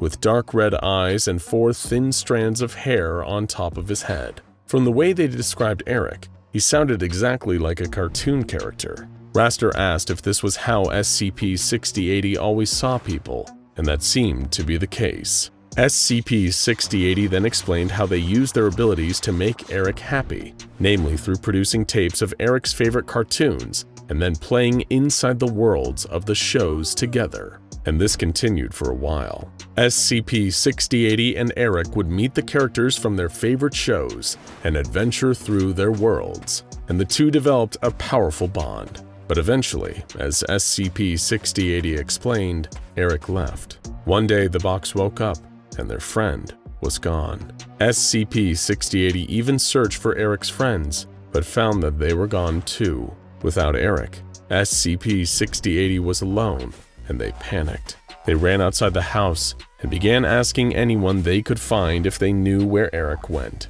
Naturally, the people SCP-6080 spoke to were terrified, and SCP-6080 quickly became overwhelmed by the chaos of the outside world. And then they found Jacob Sawyer. Sawyer was, at first, just as scared of SCP-6080 as everyone else was. But once SCP-6080 opened its flaps and revealed a trove of old tapes, Sawyer smiled to himself and told the box that it would be useful before picking them up and taking them to his house. SCP-6080 was scared and attempted to flee from Sawyer. The more time the box spent with Sawyer, the sicker it felt. When Sawyer threw the box in the empty, white walls of his basement, SCP-6080 was forced by Jacob to open themselves up and produce tapes. For months, this is how SCP-6080 lived, alone in a white-walled room, with white floors and white ceilings, being forced open and used as a dispenser for the tapes, which Sawyer would sell online. SCP-6080 stopped their account and began crying a substance that resembled blueberry syrup. Raster put a stop to the interview, realizing that the object was clearly experiencing a form of trauma. After a break, Raster asked SCP-6080 if they knew what happened to Sawyer. The box explained that one day, Sawyer rushed down into the basement and demanded SCP-6080 to explain what it was doing to the cartoons it made. Apparently, some of the buyers were realizing that SCP-6080's tapes were anything but normal. Sawyer brutalized the box and pulled the DVD from inside them. But when Sawyer watched the DVD for himself, all SCP-6080 heard from beneath the living room was a sharp burst of static and a horrible scream. After that, Jacob was gone. SCP-6080 couldn't recall what tape they had produced that caused Sawyer to disappear, nor was one matching the box's description found inside the house. After the interview, the Foundation began its testing with SCP-6080 inside its containment chamber. SCP-6080 would produce a tape, a D-Class personnel would watch it, and the ensuing rerun event was recorded. During testing, SCP-6080 was escorted from the room so as to not cause it emotional distress. Most of these tests were routine. A D-Class would watch an episode of a cartoon, such as Chalk Zone or the Rugrats, and strange reality-altering events would occur.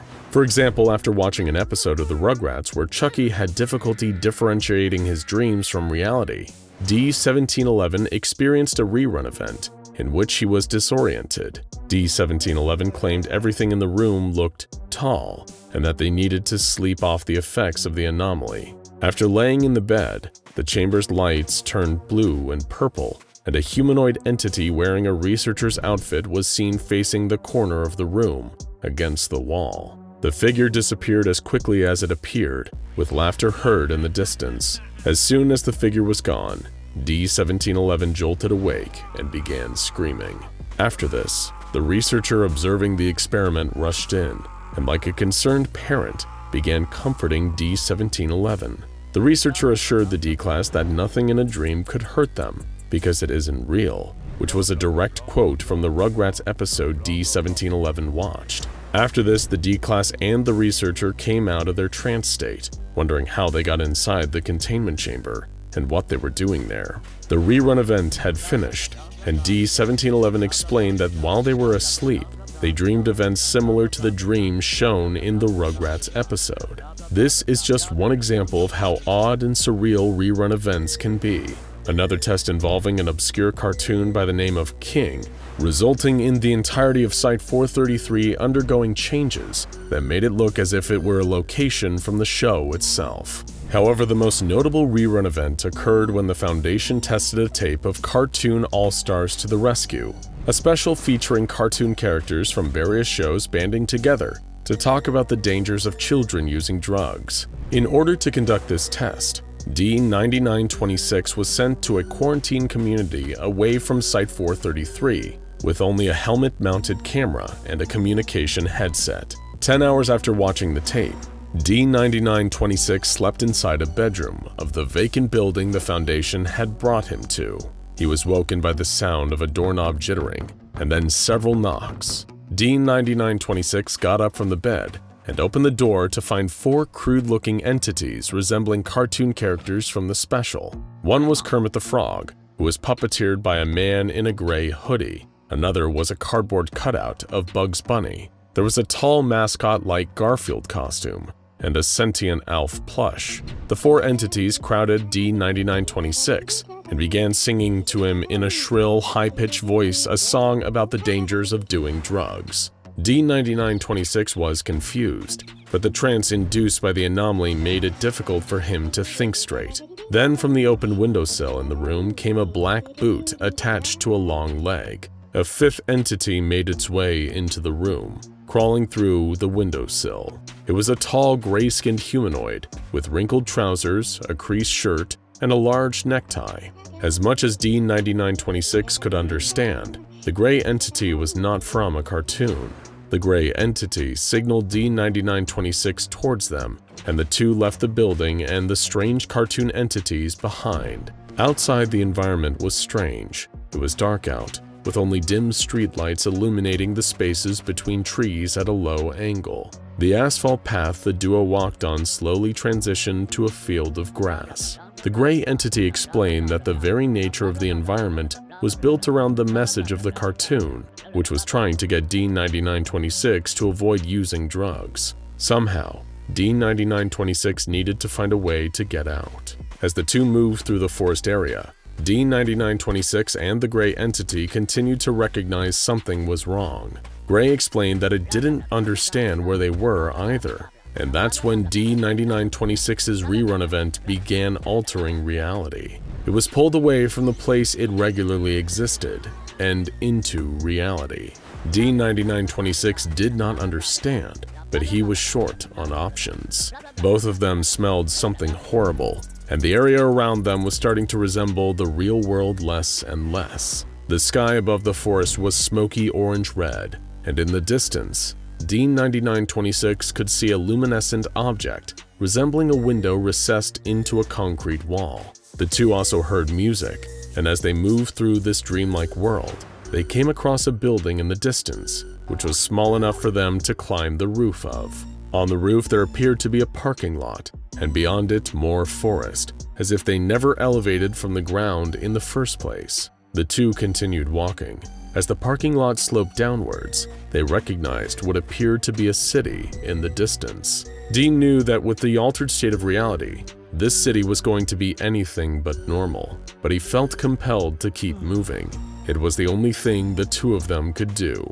D9926 and the gray entity began talking about the nature of the reality they found themselves in, and the entity explained that it felt that trusting its gut and exploring anything that stood out was probably the right thing to do in a place that made little actual sense. They concluded that the location they were inside had some sort of feelings and goals, and they just had to go along with its own internal logic in order to find a way out. In the distance, the red lights of the city twinkled in the darkness. They continued walking. After 30 minutes, the red lights of the city illuminated all of their surroundings, and they began to see the edifices of concrete buildings on the other side of the road they were walking on. D9926 didn't notice them at first, but when the entity pointed them out, D9926 realized they were standing in the middle of a mass of buildings, with rubble and litter strewn on the streets beneath them. Gray wondered if they could use them as shelter. The two didn't realize that they were being watched by a figure in the distance. D9926 was still confused. The city was empty. Gray seemed oddly optimistic about their situation, and things weren't looking like they were going to return to normal anytime soon. Gray commented that they were somewhat interested in exploring a location different from the realities and dreams they were used to exploring. After minutes of nothing, the duo came across a dead body laying on top of a rusted metal wheelbarrow. D9926, who was familiar with seeing sights like these, sighed and continued moving. Gray told him he could simply walk away into the darkness, where they could forget about this place and emerge somewhere else. D9926 wondered if the entity really had that power. They came across more bodies and continued forward. If this entity could really whisk D9926 away to another place, he was seriously considering it. Life as a D-class was unimaginably dehumanizing. The figure watching the two of them continued to observe from a rooftop. Suddenly, a large sheet metal shelving unit fell from the overhanging roof of a building, tipped from its edge by the observing figure. The shelving unit hit Gray directly and severely injured the entity on impact. D9926 ran. He ran through the buildings, only catching glimpses of the orange figure wielding a thick pipe running across the rooftops beside him. The chase continued through the insides of the buildings, and once D9926 caught a glimpse of the pursuing figure, he ran back out. The entire time, he heard the figure's high-pitched breathing audibly chasing after him. More bodies, more red lighting, and endless city, all while being pursued. D9926 found rest inside a warehouse, which he ran through in an attempt to escape the entity. At the far side of the warehouse was a room resembling SCP-6080's containment chamber, but heavily damaged and littered with trash. The television set in the room switched on showed an all-white room, similar to the basement SCP-6080 was found in. The door to the room was about to be opened, and D9926 screamed before smashing the TV with a book he threw from across the room.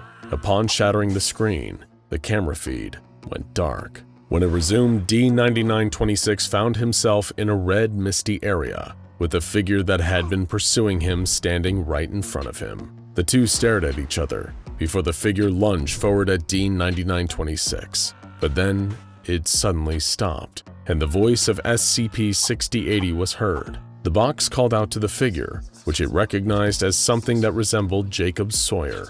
SCP-6080 ordered the Sawyer entity to leave D9926 alone, except this time, SCP-6080 wasn't a cardboard box. They were a pale-skinned child, drawn like a cartoon, wearing ordinary clothes. The box realized that this place was a manifestation of its own traumatic experience, as it slowly realized that the entity resembling Sawyer was stuck in its own mind. The box and the entity fought each other, punching with large cartoon-like fists, until the Sawyer entity fell to the ground, coughing up blood. SCP-6080 realized that this wasn't actually Sawyer. Like everything, this was all a manifestation of the damage that Sawyer caused. And with that, the entity left its own body, flattening until all that was left was its empty skin.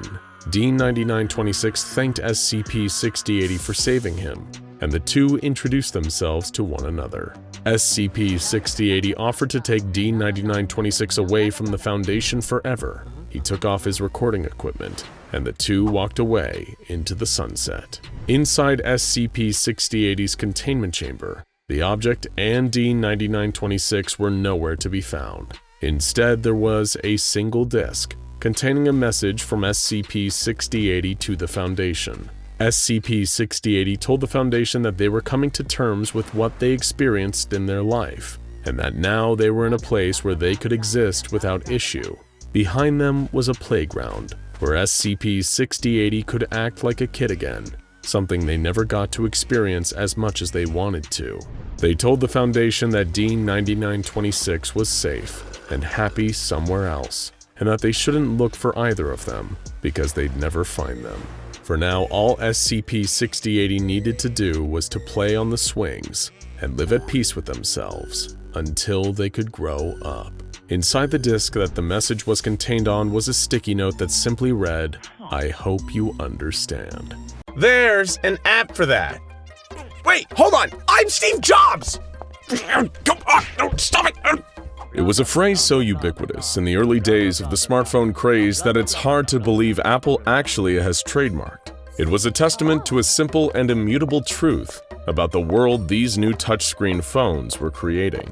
No matter how strange and obscure the need, there would be an app to fulfill it. Perhaps you remember iBeer, the app that allowed you to pretend you were drinking a tall glass of beer for some reason. There was Car Matey, an app that reminded you where you parked your car, in a pirate voice. And who could forget I Am Bread, a surreal game about controlling a sentient slice of bread on a quest to become toast. But there's one app out there somewhere on the market that you probably didn't download. And if you did, well, you have our sincerest apologies. Because even seeing this video pop out onto your feed probably sent a chill down your spine. Well, if that chill ever even left. Take it from one gentleman whose life took a very strange turn after downloading a certain app that the SCP Foundation calls SCP-1471. Because the sentiment, "there's an app for that," doesn't exclude experiencing mortal terror. Joe Lillis, an insurance salesman from Milwaukee, had just gone through another atrocious date. After a mediocre meal and an uncomfortable 35 minutes of inane babble, sensing the whole time that she really wasn't that interested, his date excused himself to take a quick phone call outside. Sadly for Joe, she never returned, leaving him to pick up the check. Of all the many words you could use to describe poor Joe Lillis, the most pertinent would be lonely. Ever since Carol, his wife of 10 years, had passed away in a freak accident, he'd been trying to find some kind of way to fill the void. They'd been high school sweethearts, intent on spending the rest of their lives with one another. As fate would have it, only Carol would get that tainted luxury. Joe would be forced to endure life after the joy of living had run its course. He only hoped he might be lucky enough to find love again. However, Joe was on the wrong side of 40, and as so many others his age were already hitched, he could feel his options going out one by one. Would he be destined to live out the rest of his days alone? Joe didn't feel like spending the back half of his life catching reruns of Seinfeld and tending to his fish. He needed to get out there. And thankfully, like the rest of us, he lived in the internet age. He had more apps, websites, online services, and hot Russian singles in his area than he knew what to do with. So surely one would have the right person for him. He tried them all: Tinder, Hinge, Match.com, Plenty of Fish, eHarmony, Bumble, Zoosk, OkCupid, Friend Finder, Deeply Lonely Singles with Low Expectations.com, and so much more. However, all it seemed to achieve was setting him up for more disappointment. None of the dates he'd managed to get ever resulted in anything getting serious. Heck, it was a minor miracle if he even managed to get any of them on a second date. Was this it? Was this his life now?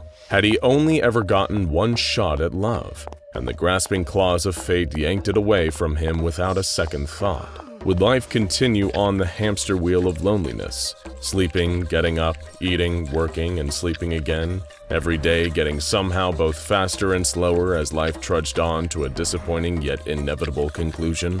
What a terrible fate to find yourself trapped in. Whenever Joe started feeling maudlin like this, he knew it was time to get proactive again. Maybe the right woman was out there. There were billions of them, after all. Surely at least one of them would be the perfect person for him. He just needed the perfect app. He'd burned through all of the most reputable apps already, and was now perusing some of the slightly seedier options, most of which were likely data mining fronts from the Balkans. However, as generic app after generic app passed, something different caught his eye. The icon was a smiling cartoon dog, and its name was MalO version 1.0.0. This gave him a little chuckle. At the very least, it was very different branding from the rest of the dating apps he'd seen. Maybe it had just been sorted into the wrong section of the App Store. He decided he'd check it out and take a look at the app's description. The description read, "Never settle for those awkward feelings of being alone ever again. MalO is an exciting and interactive experience that will keep you engaged and intrigued.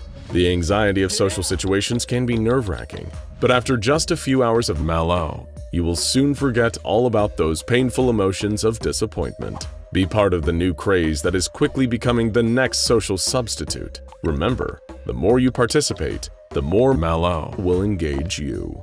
Your experience is completely up to you. Absolutely no ads. Enjoy." Well, it certainly provoked Joe's curiosity at the very least. He did want to banish his feelings of loneliness, and seeing as the app was free and apparently had no ads, he'd surely be foolish to not at least give it a whirl. What's the worst that could happen? He began the installation, and only then noticed that the app had no listed developer. It took up 9.8 megabytes of memory, which he wasn't tech-savvy enough to see any issues with. More than anything, Joe was just enticed by the prospect of finally having another chance at companionship with MalO. After all, it is the next social substitute, whatever that means. However, Joe's excitement was quickly quashed when he hit the home screen button and noticed that the icon for the app never actually materialized. Strange. He checked the App Store portal again and saw that, according to them, the app had completely downloaded. What gives? Was it a glitch, or was MalO actually just malware? Either way, he was disheartened by the fact that this immaterial app certainly wouldn't be getting him any companionship. Or so he thought, anyway. Joe was used to disappointment by now, so he didn't take it too personally. He decided to just play out the rest of his evening on autopilot, making himself some soup, doing the laundry, watching more Seinfeld reruns, taking a cold shower, and preparing to cry himself to sleep again. MalO was already becoming a distant memory, just like all the deceptive sources of hope. But one strange thing happened that disrupted Joe's finely tuned evening routine. He received a text message. This was incredibly strange because nobody ever seemed to text him. The last text he got was from Carol just before her accident, so it was almost surreal to hear that alert sound now, after everything that happened. He checked and saw that the text was an image attachment sent from an unknown number. Perplexed yet curious, he decided to open it. His curiosity soon gave way to a kind of melancholy nostalgia when he saw that the photo was of his and Carol's favorite cafe in town. They'd spent many a morning there, back when she was alive, treating themselves to a nice cup of coffee and perhaps a croissant. Just seeing it again caused an involuntary smile to spread across his face. It never even occurred to him, as it probably would have to others, that this could be seen as a little creepy. He hadn't frequented the bakery since Carol died. How would anyone even know that this place held any significance for him?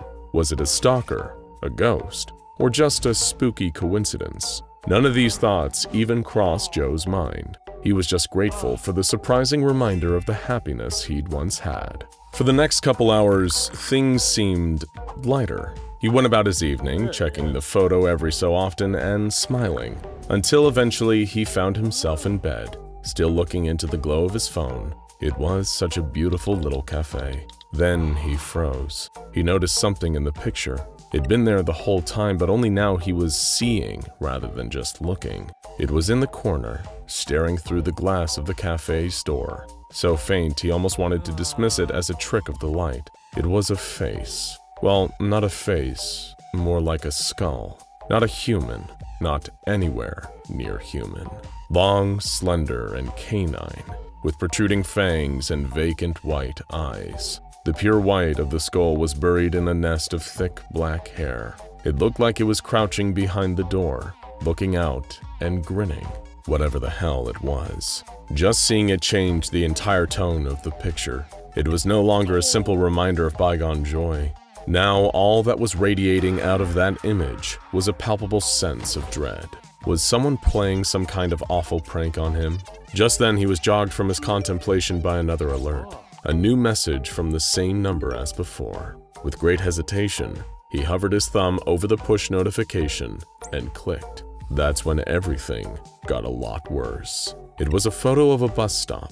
Not just any bus stop, of course. It was stop C16, the one that Joe always took to get to work. It looked like it was taken relatively early in the morning, but nobody was there. Well, not quite nobody. There was that figure again. It stood at full height, behind the partially frosted glass that makes up the back of the bus stop. The same large black humanoid shape, with a white, grinning dog skull where the face should be. Something about it terrified him on such a primal level, like the way our lizard brain reacts to some ancient apex predator. And whatever this thing was, it clearly knew something about him. How else could it stage all these photos? Joe got out of bed and looked out of the window, down onto his dark front street. Empty, thankfully. But after this surprise nightmare, he wasn't going to take any chances. He grabbed a kitchen knife from downstairs and placed it on his bedside cabinet, right next to his phone, with 911 on speed dial. Joe Lillis, a 43-year-old man, slept with the lights on that night for the first time in over 30 years. Sadly for him, the nightmare was just beginning. The next morning, Joe woke up unharmed, but he wasn't pleased to see that he'd gotten several more texts in his sleep. There was one taken outside of the local insurance company office where he worked. The strange creature with the skull for a face was looming around the corner, peering at the camera with its lipless grin, like it was mocking him. Another photo was taken at the local supermarket where Joe did most of his grocery shopping. The frame was centralized on the cereal aisle, bordered on both sides by walls of garish mascots endlessly repeated. Down at the far end of the aisle was a looming dark figure with that cold canine skull where a human face should be. There were a few more, but worst of all was the last one. It was taken at the cemetery. In the foreground, a headstone reading, Carol Lillis, beloved wife and daughter. Joe was horrified to see that skull-faced beast was rising up behind his wife's grave, long clawed fingers curling around the top of the headstone. That was the moment that Joe decided to go to the police about all of this, before things got even more out of hand. He called an Uber to get down to the station. He certainly didn't feel like he was going anywhere near his regular bus stop after last night. He showed the photos he'd been sent so far to an officer posted at the station, and they agreed that there was certainly something strange about it. While the behavior undeniably bordered on harassment, it hadn't yet delved into criminal territory, so he would sadly be on his own until then. The best they could do was stay in touch and kept abreast of any new developments. The only sage advice they could give him was not to delete the photos, as they could always be used as evidence in court later if things escalated. This was literally the last result that Joe wanted out of this. Considering how bizarre and threatening things were getting already, he really didn't want to find out what escalation looked like in this case. But what else could he do but carry on, just trying to exercise as much caution as he could in these strange new circumstances? He went to work and tried his best to stay productive, despite the fact that every 3 or so hours, a new photo would arrive. Places that he liked to sit in the local parks, stores he'd frequent, restaurants he liked to eat at. The nightmare skeleton dog thing would be standing in all of them, just mugging for the camera. On one hand, every time he looked at one of the photos, Joe felt like he was giving this freak exactly what they wanted. On the other hand, how could he possibly look away? What if he missed something that could save his life? It carried on much like that until later in the evening. Joe may have not been a genius, but he was no fool either. He'd seen too many of those seedy true crime documentaries about kidnapping to take his normal route home. He took a real detour, frequently checking over his shoulder the entire time. Much to his relief, he didn't see anything out of place. Good. When he got home, he locked every door and bolted every window. Nothing would be getting the jump on him tonight. That's when the next picture came in. A photograph of Joe's empty office cubicle, with the bony face of the creature looming over the divider with a grin. He could feel his heart pounding away in his chest just looking at it. How did this thing get around like this? How was it able to infiltrate everywhere in his entire goddamn life? Suddenly, he felt a smile spreading across his face. This freak had just messed up big time. Before, all these creepy photos had been taken in public places, but the one taken in his office? Oh, this crossed the line into trespassing.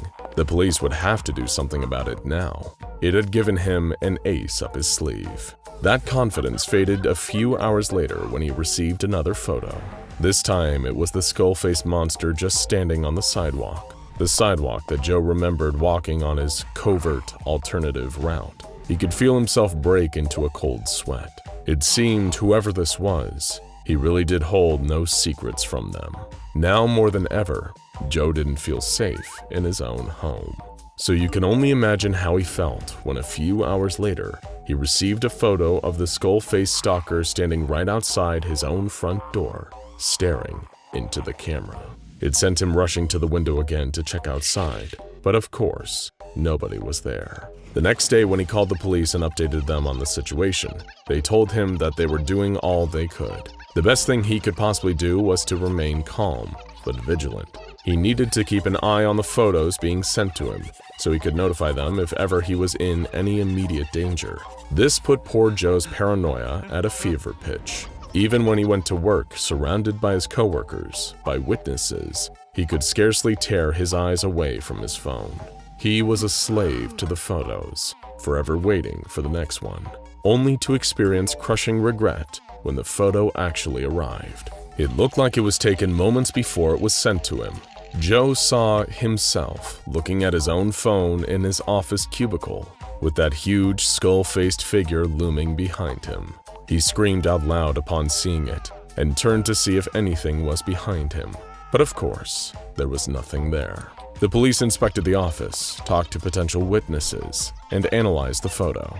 It showed no signs of any photographic manipulation, but there were also no witnesses around the office who claimed to see anything strange that day. There was also no security camera footage in the last several days that showed this figure coming in or out. Joe Lillis started to feel like he was going insane, and perhaps he was. But that didn't change the tangible and ever-present feeling that he was in great danger. He didn't come into work the next day. He'd received more photos like that in the night, of himself, taken in real time, with that skull-faced freak looming. He didn't want to leave the house. He didn't want to go anywhere anymore. He just didn't feel safe out there. How could he, with all this madness unfolding? There was a time where he could have said something like, "At least it only seems confined to my phone." He might have even suspected that it had something to do with that strange MalO app he downloaded a few days prior that hadn't seemed to do anything. But this situation had evolved since then. He wasn't just seeing the creature in photos anymore. It was here. He kept seeing quick flashes of it on the other side of windows. in reflections, in the corner of his eyes, always darting away if ever he turned towards it.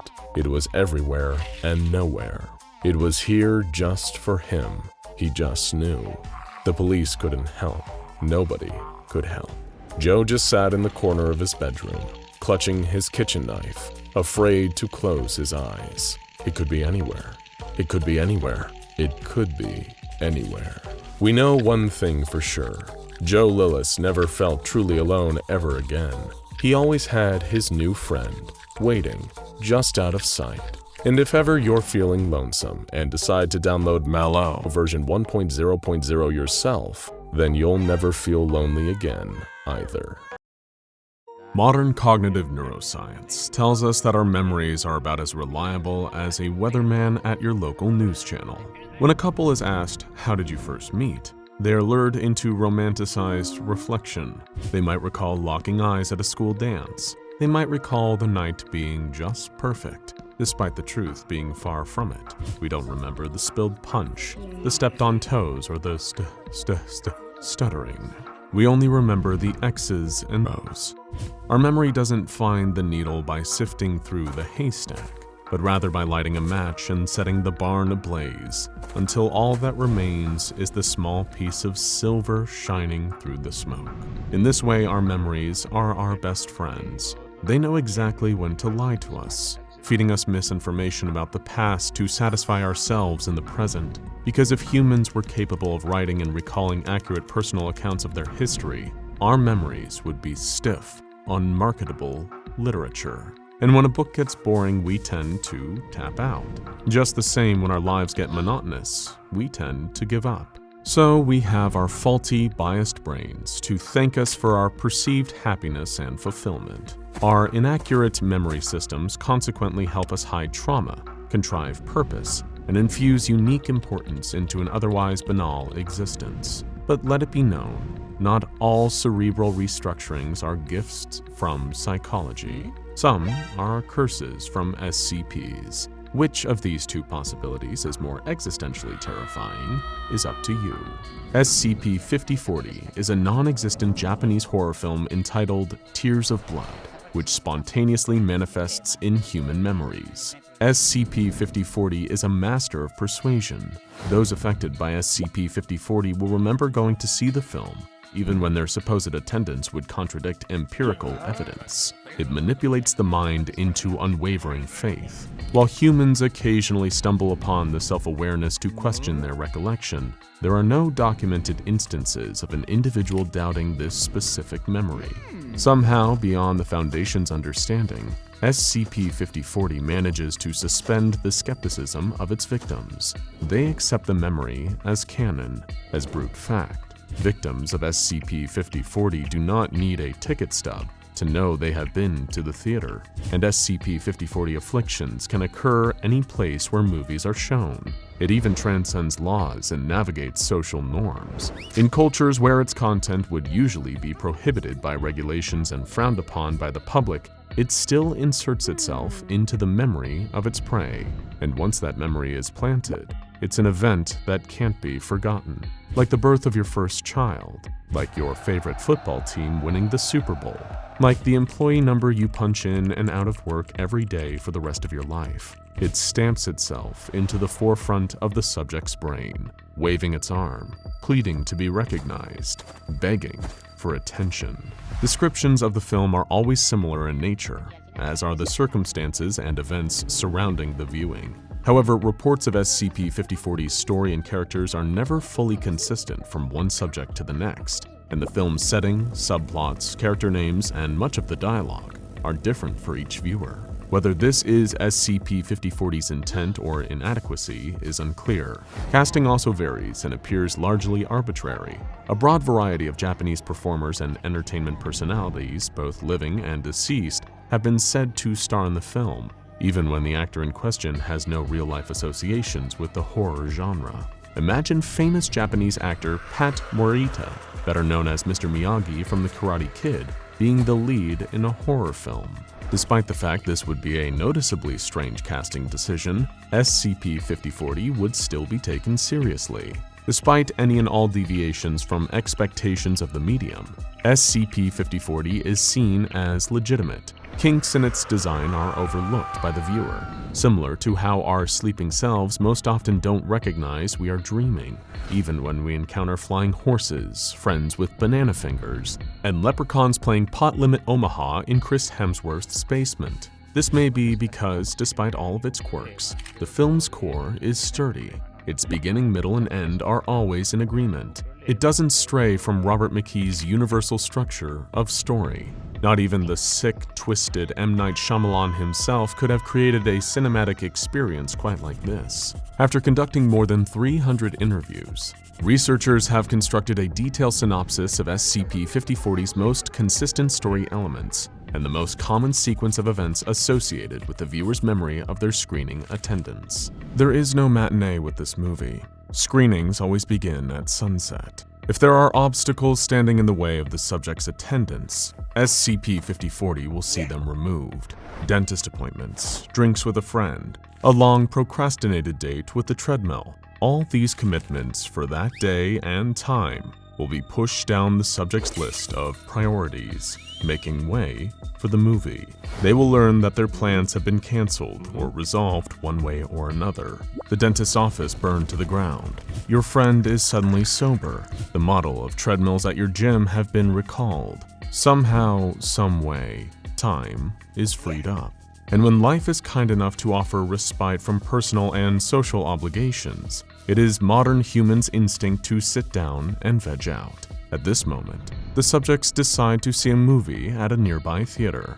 Upon arrival, the theater looks to be an entity in its own right. Long lines of patrons are like limbs extending from its center box office. Bright, blocky letters forming the film's title run across the marquee like a cheap tattoo. It is truly madness. A frenzied crowd gathers at the box office, pushing and shoving, clawing at the glass partition for a ticket. The entire theater has been reserved for this special event, a one-time only screening of a rare, critically acclaimed film. Admission is entirely free. But is it actually free?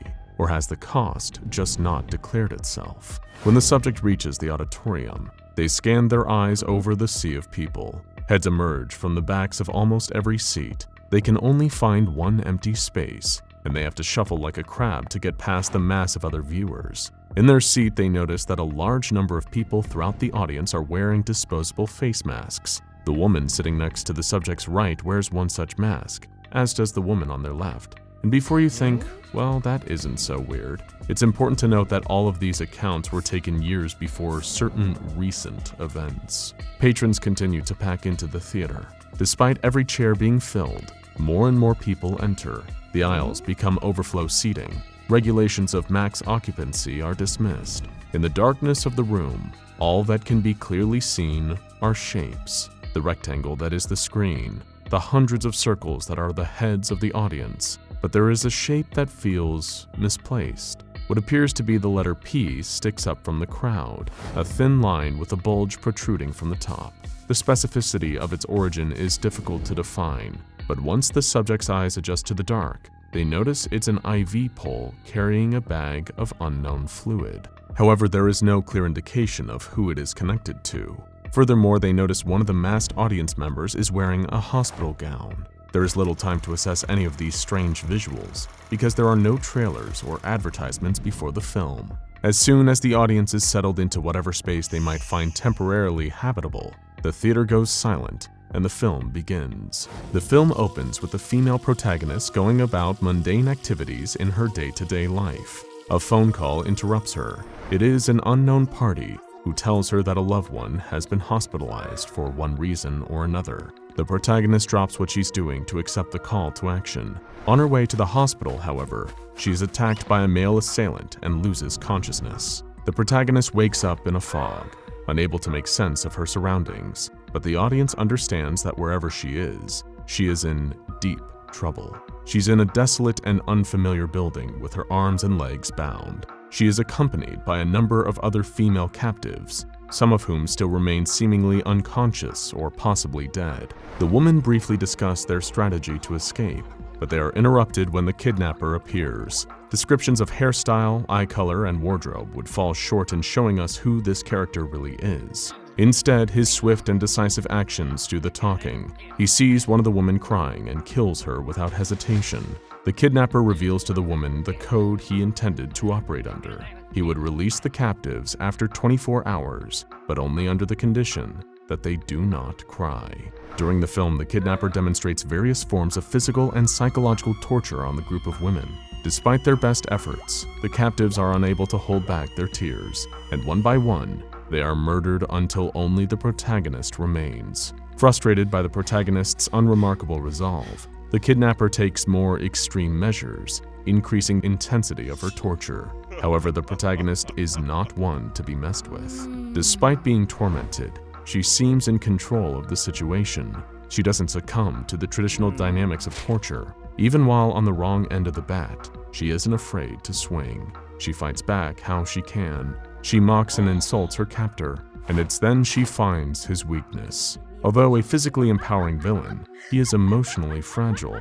Her grit frustrates him, causing him to lose focus and become noticeably rattled. As the protagonist continues to weaken her kidnapper with words, the subject in the audience notices what seems to be a slight echo in the dialogue. They look up to see if something is wrong with the speakers. They even wonder if this is a stylistic decision made by the director. But then they notice where it is coming from. They eventually realize that the two masked women sitting beside them are quietly repeating every line of dialogue as it occurs. Their lips moving causes their masks to shake softly. With each word, the air from their whispers blows the cloth away from their mouth, only for the mask to collapse back in when the syllable is completed. If the subject looks even closer, they will see that the lower half of the women's masks are saturated with saliva. Things don't get any more pleasant when the subject shifts their gaze down the women's body. Just near their waists, their hands are clasped together so tightly that their fingernails are digging into their skin. They tremble and fidget, as if having taken on the burden of the world's anxiety, and no medication can calm them down. Fingernails dig deeper into their skin, drawing blood and foreshadowing the film's finale.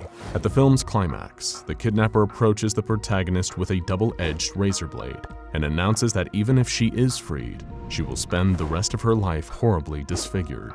This leads to an argument between the two, the subtext of which alludes to themes such as nature of inner and outer beauty, the value of women in society, and the societal stigma against expressions of vulnerability. The argument on the surface, however, does not sound sophisticated or profound. There is no consolation for a fight having emotional depths. At the end of the day, the blows will always feel more physical than intellectual. Eventually, the kidnapper loses patience and grabs the protagonist by the shoulders and slams her to the floor. He reaches out his hands and grabs her by the face. The subject's attention is again pulled from the screen when they hear groaning from every direction. The wordless hums fill the theater with a sense of worry and uneasiness, so much so that the subject feels the room getting smaller as the air polluted with angst grows thicker. As the subject brings their eyes back to the film, they see the kidnapper gripping the protagonist's lower lip between his thumb and forefinger, squeezing tight as to pop her lip like a balloon. The kidnapper then takes the razor blade to the victim's lips. He pauses to mock the protagonist, and while he does this, blinded by pride and arrogance, she jolts into action, grabbing the razor right out of his hands with her teeth. She follows up her burglary with assault. Her neck stabs forward, and in a blur, she stabs the kidnapper's eyes out. It happens in an instant. The kidnapper has no time to react. Blood spills from his face. Screams pour out of his mouth. During this time, the protagonist maneuvers the razor into her fingers. She hacks away at her bindings, but they are stubborn and resist her sawing. The battle continues, and the kidnapper is able to tear off the victim's lips entirely. She looks like a monster now. As the kidnapper smiles and celebrates his wrongdoings, the protagonist finishes freeing herself and slits the kidnapper's throat with the razor. The protagonist locates the exit and scrambles towards it as the kidnapper bleeds to death on the cold, hard floor. The protagonist then speaks her final words. Due to her injuries, her voice is muffled and raspy. She bears down and calmly speaks. One last time, she mocks the kidnapper, telling him that he cried tears of blood and therefore had to die according to his own rules. During this climax, it is reported that the subjects experience a sense of dread unique to any other terror ever felt. Strangely, the feeling appeared not to correspond to the scene in the film at all. It is a feeling entirely separate from the viewing experience, as if for a moment, the subject is taken out of the moment in time and transported to a realm composed only of fear and anxiety. But just as quickly as they left, they returned. The Foundation sees it worth mentioning that this peculiar moment happens to occur during the film's most clearly recalled scene. While descriptions of violence vary from one viewer to the next, the climax is unshakable in its consistency. This is further evidence that SCP-5040 has a core foundation that remains intact. False memories are given validity by our peers. When we tell a story, the inaccuracies are often the best parts, the exaggerated drama, the rearranged sequence of events, the jokes you thought of in retrospect, but weaved into later accounts. While a storyteller knows when to lie, a good storyteller knows how to not get caught. SCP-5040 captivates its audience, but it seems to know how much it can get away with. By providing a consistent, objective truth, a climax that is reported the same across all accounts, SCP-5040 insists, even if only briefly, on being a credible film, not just a random sequence of 24 frames per second. Eyes back to the screen, the film abruptly cuts to an unspecified point in the future. Now wearing a face mask to hide her disfigured mouth, no different than the one seen worn in the theater, the protagonist walks down the street to her apartment,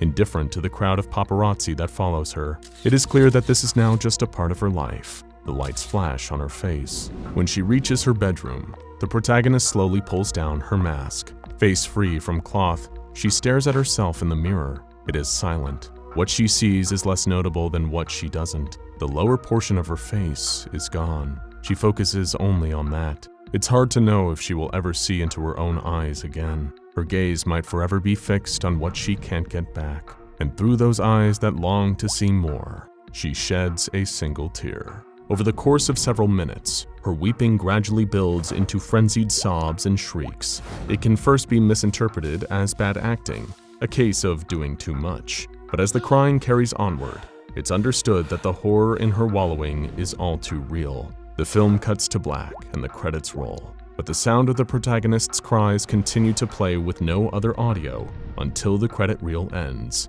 And even then, in silence, it's hard to say if she ever stopped crying.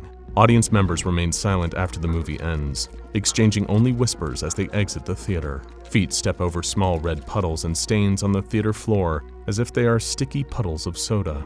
Those who remain past this point experience an escalating feeling of unwelcomeness until sitting and staying is more physically demanding than getting up and walking out. Some experiences will stay with you forever, even if they never actually happened.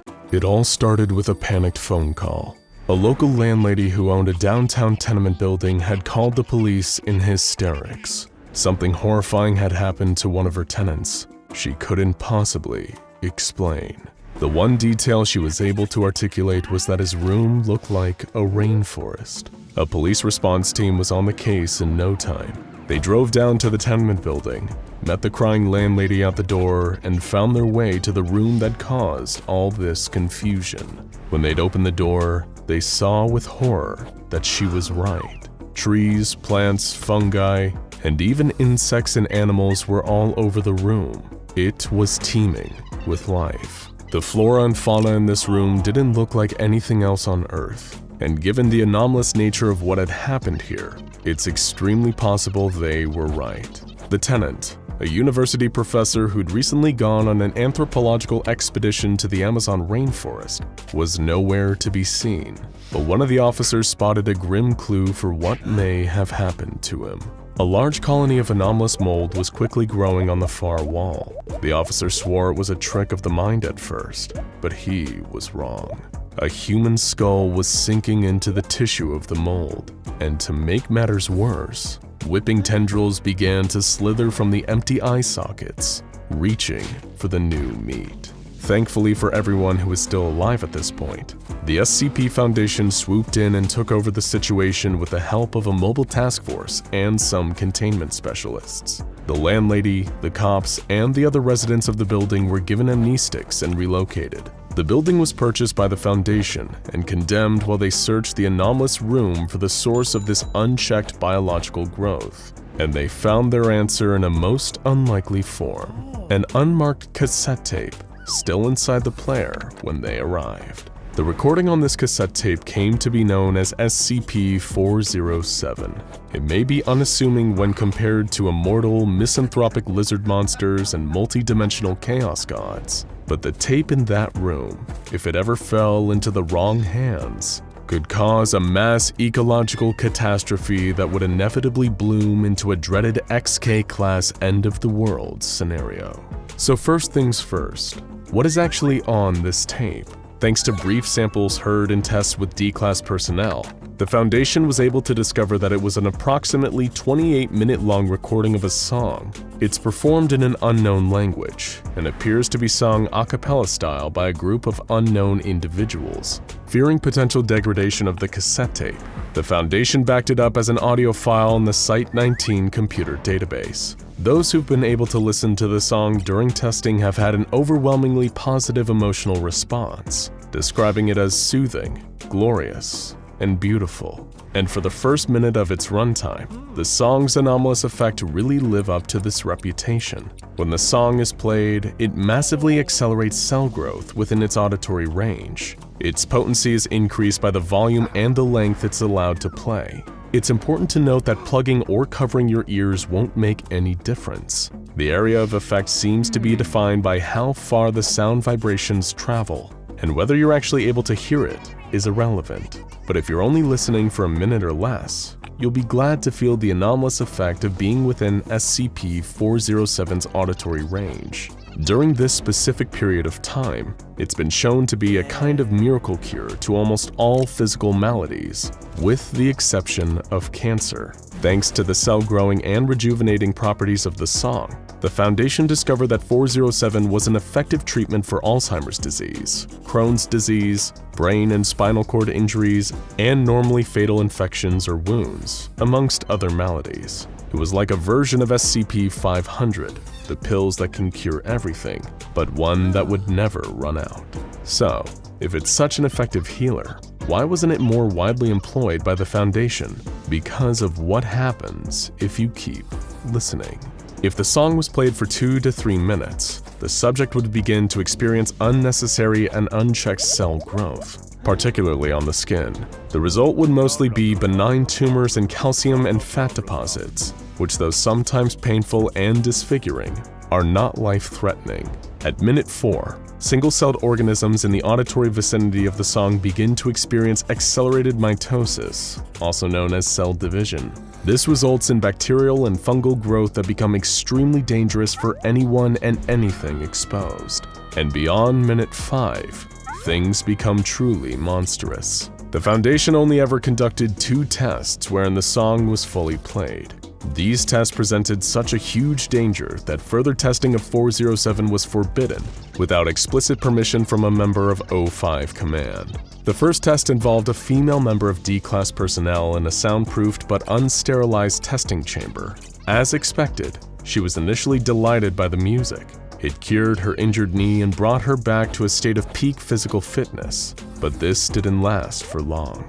She soon began to report intense dizziness and stomach pain, resulting in severe sickness. At this point, anomalous plant growth began in the corners of the testing chamber. It seemed as though a whole ecosystem was coming to life and evolving at an impossibly fast rate in the chamber. Over the next few minutes, the D-Class experienced a nightmarish physical transformation.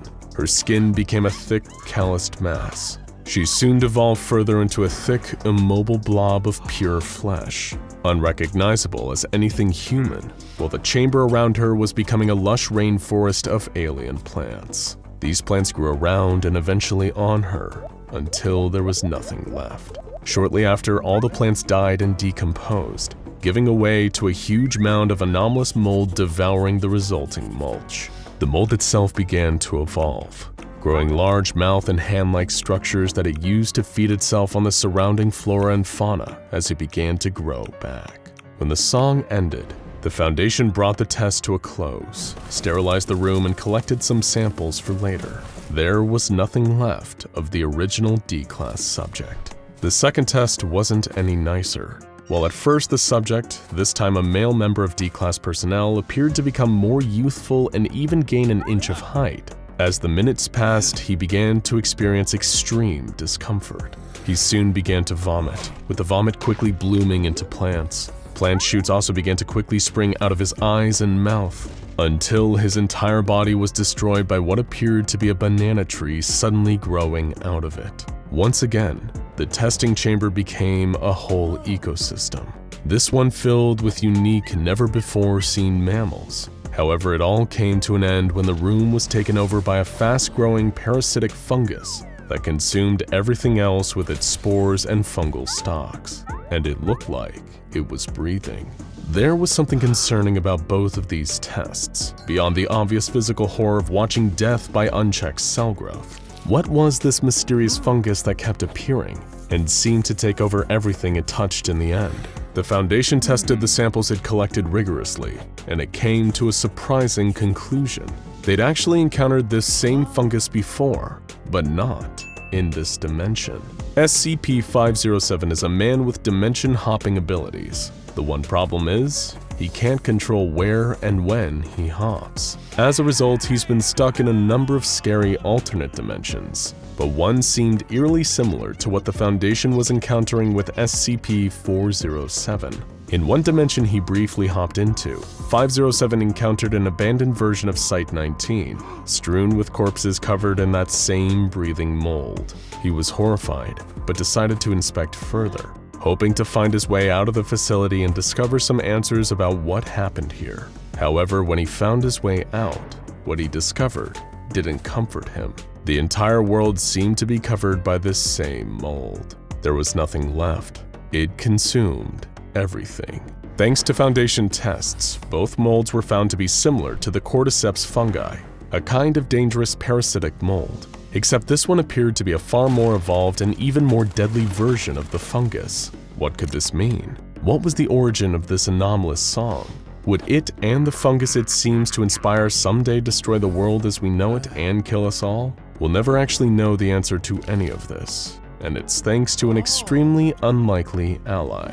A person of interest nicknamed LS, a prominent member of the Serpent's Hand. This enigmatic figure had previously come into possession of SCP-268, a hat that made them almost impossible to detect. With the help of this hat, LS breached Site-19 in an incident that was later dubbed Security Breach Incident X-23. While it's believed that LS mainly broke into the facility to make use of SCP-914, they performed a curious action along the way. They hacked into the Foundation database and deleted all traces of SCP-407, effectively neutralizing it.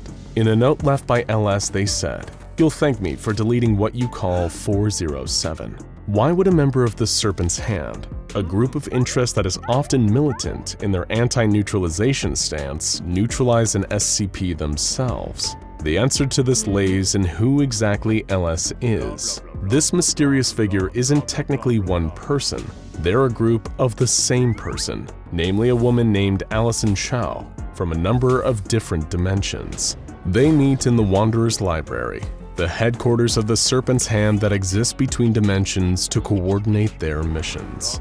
Why does this matter in regards to SCP-407? Because the nature of LS allows them to know what's going on in a huge number of dimensions at once. This means, much like the brief glimpse given by SCP-507, LS likely knows about another universe where 407 and its horrific mold have already caused an XK-class scenario and destroyed the world. And if it happened there due to poor biological containment measures, or 407 falling into the wrong hands, it could happen here too.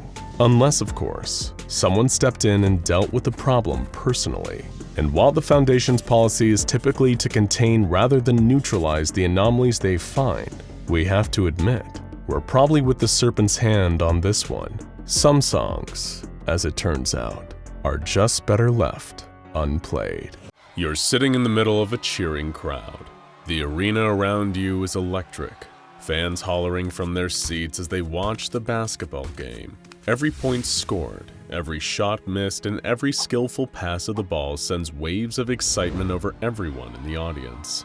Applause, shouts, and chants fill the air. It distracts you for a moment. You find yourself swept up in the energy of the game. But slowly, Surely, a nagging feeling creeps up on you as your eyes follow the ball. That feeling turns to a sickening realization as one of the players jumps and dunks the basketball, scoring another 2 points. You notice the look on his face, the same look on the faces of all the other players on the court, a solemn, hopeless expression. It's the same look of silent despair worn by all the spectators around you. Then you remember, you've watched this exact game of basketball before, many, many times before. And that is when you feel the same hopeless expression appear on your own face, realizing just how long you have been here, watching this game over and over, reminded that you will never, ever leave this arena. Welcome to SCP-1733. To the untrained eye, SCP-1733 seems to be a completely harmless item. Stored in a digital video recorder, it is kept securely in the dusty depths of the SCP Foundation's video archives. If any researcher is given permission to study SCP-1733, they will find it to be an ordinary VHS tape. But what about the contents of said tape? Does it contain a bizarre, disconnected series of black and white video clips that when viewed only give the watcher 7 days before the spirit of a drowned girl comes crawling out of their TV screen to kill them? Well, not exactly. But we're sure that if such a tape exists, the Foundation probably has it under lock and key, too. The footage on SCP-1733 is as seemingly banal as the ordinary VHS tape itself. When played, the viewer will witness a TV broadcast of a basketball game, specifically the 2010-2011 NBA season opener, broadcast on television and captured on tape by an unknown civilian. The game took place on the 26th of October 2010 in the TD Garden Arena in Boston, Massachusetts, a game where the hometown Boston Celtics took on the Miami Heat. By now, perhaps you are wondering what is so special about this particular game, and why the SCP Foundation would be so interested in keeping a VHS recording of it so secure. Is one of the O5 Council secretly a Celtics fan? Well, that's impossible to say for sure. What we do know for certain is that SCP-1733 is far more than just a harmless recording of a basketball game. The SCP Foundation first caught wind of SCP-1733's existence the day after the game. On October 27th, a Boston native that had watched and recorded the game made comments on social media about a technical foul that the game's referee had failed to pick up on. According to this individual, during the third quarter, an instance of unsportsmanlike conduct took place between Ray Allen and Chris Bosch. The person making these claims was quickly ridiculed by commenters on the same thread, but then this person uploaded a clip of this foul from the footage they had recorded. The other commenters were dumbfounded. During the original broadcast, that foul had never happened, but the recording showed it clear as day. The footage was quickly expunged and all traces of the clip removed from the internet by personnel acting on behalf of the SCP Foundation. Any that had viewed the video on Facebook or been a part of the comments debating this previously non-existent foul were tracked down via their IP addresses. All of them, including the owner of the tape, were given amnestics to wipe their memories of the supposed infraction, and SCP-1733 was returned to the Foundation for further analysis. Researchers at the Foundation were determined to understand the anomalous nature of SCP-1733 and why the footage contained on this particular VHS tape was so different from the basketball game's original broadcast. At first, the differences in the game seemed to be only slight changes from the one that actually aired on TV. A different foul here, a small point difference there. While the recording of the game contained on SCP-1733 was slightly different from the real-life game, perhaps even more interesting was that these differences changed with repeat viewings. Researchers wouldn't observe the same differences every time they watched SCP-1733, but would instead spot something different that had been changed each time they restarted the tape. And as they continued to watch and rewatch SCP-1733's footage, the true horror of the video's anomalous properties became more and more apparent. As the footage recorded on SCP-1733 began to diverge more and more from the original broadcast, researchers shifted their attention away from the basketball game itself and onto the people watching it. Just like the specifics of the game itself, the fans in the arena seemed to also change with every rewatch of the tape. And even stranger, the people in the crowd seemed to not only be aware of their existence within the footage, but also retain memories of every previous replayed vision. Each time the researchers had watched SCP-1733, the audience trapped within had gained more and more cognizance. Every man, woman, and child in the audience of that basketball game began remembering that they had seen multiple variations of the same game over and over again. This first became apparent to Foundation researchers when the game's commentators, two presenters named Mike and Tommy, began to comment on a strange sense of déjà vu they were experiencing as they watched the Boston Celtics and Miami Heat play. Both seemed to share notions that the game they were witnessing was strangely familiar, and in later replays of the tape, these two commentator personalities were able to recall the events of the game with perfect, vivid accuracy. While they never addressed the viewer directly, this cumulative effect seems to have extended to every person that was present within the arena at the time that the original broadcast was recorded. Everyone, from the commentators to the coaches, the players to the patrons, all remember the diverging versions of the basketball game, but seem to have no awareness that they are trapped inside a recording on a VHS tape. It should be noted that it is still unclear whether the entities are real people or digital copies that solely reside on the tape. Every individual shown to be inside TD Garden on the 26th of October 2010 seems to be identical to their counterparts in the real world. Each of the basketball players on both the Boston Celtics and Miami Heat teams have the exact same level of talent as they do in reality, and their individual mannerisms are perfectly recreated in the SCP-1733 footage. And the same is true of the fans in the audience, each one appearing to be, in every conceivable way, a living human being. But the most unnerving aspect of SCP-1733 was found when the Foundation agents were tasked with tracking down members of the audience who were seen on the tape, and they found nothing. Unlike the players and coaches who can quite easily be found in our world, with many of them still playing or involved with professional basketball, personnel were unable to find a single trace of any of the people from the audience. Not one clue as to their current whereabouts or status. It is unclear how, but it appears that everyone shown on SCP-1733, especially those watching the game unfold from the stands, is a person trapped in digital form, stuck watching variations of the same match on loop. Researchers at the SCP Foundation who were studying SCP-1733 initially theorized that the tape had been designed to display an infinite variety of different game outcomes. Given that the tactics utilized by the players were different with each playback of SCP-1733, this seemed to be the case, that the tape was showing a what-if scenario each time the tape was rewound and played from the start. But the scenario wasn't resetting each time. It was clear that they were learning. By the 34th replay of the footage, the Boston Celtics and Miami Heat were so in tune with the opposing team's playbook that both sides' players were able to perfectly and precisely counter their opponent's moves, and kept the score at 0-0 for much of the game. At this stage in the Foundation's research, the players on the SCP-1733 tape had not yet become fully aware that they had played the same game already in earlier playbacks. But it is possible that weak memories of the earlier versions of the same match manifested as instinctive ways players could counter the moves of their rival team. However, by the time Foundation researchers had replayed the SCP-1733 footage 45 times, the players, their coaches, and fans watching the game had become aware of what was happening to them.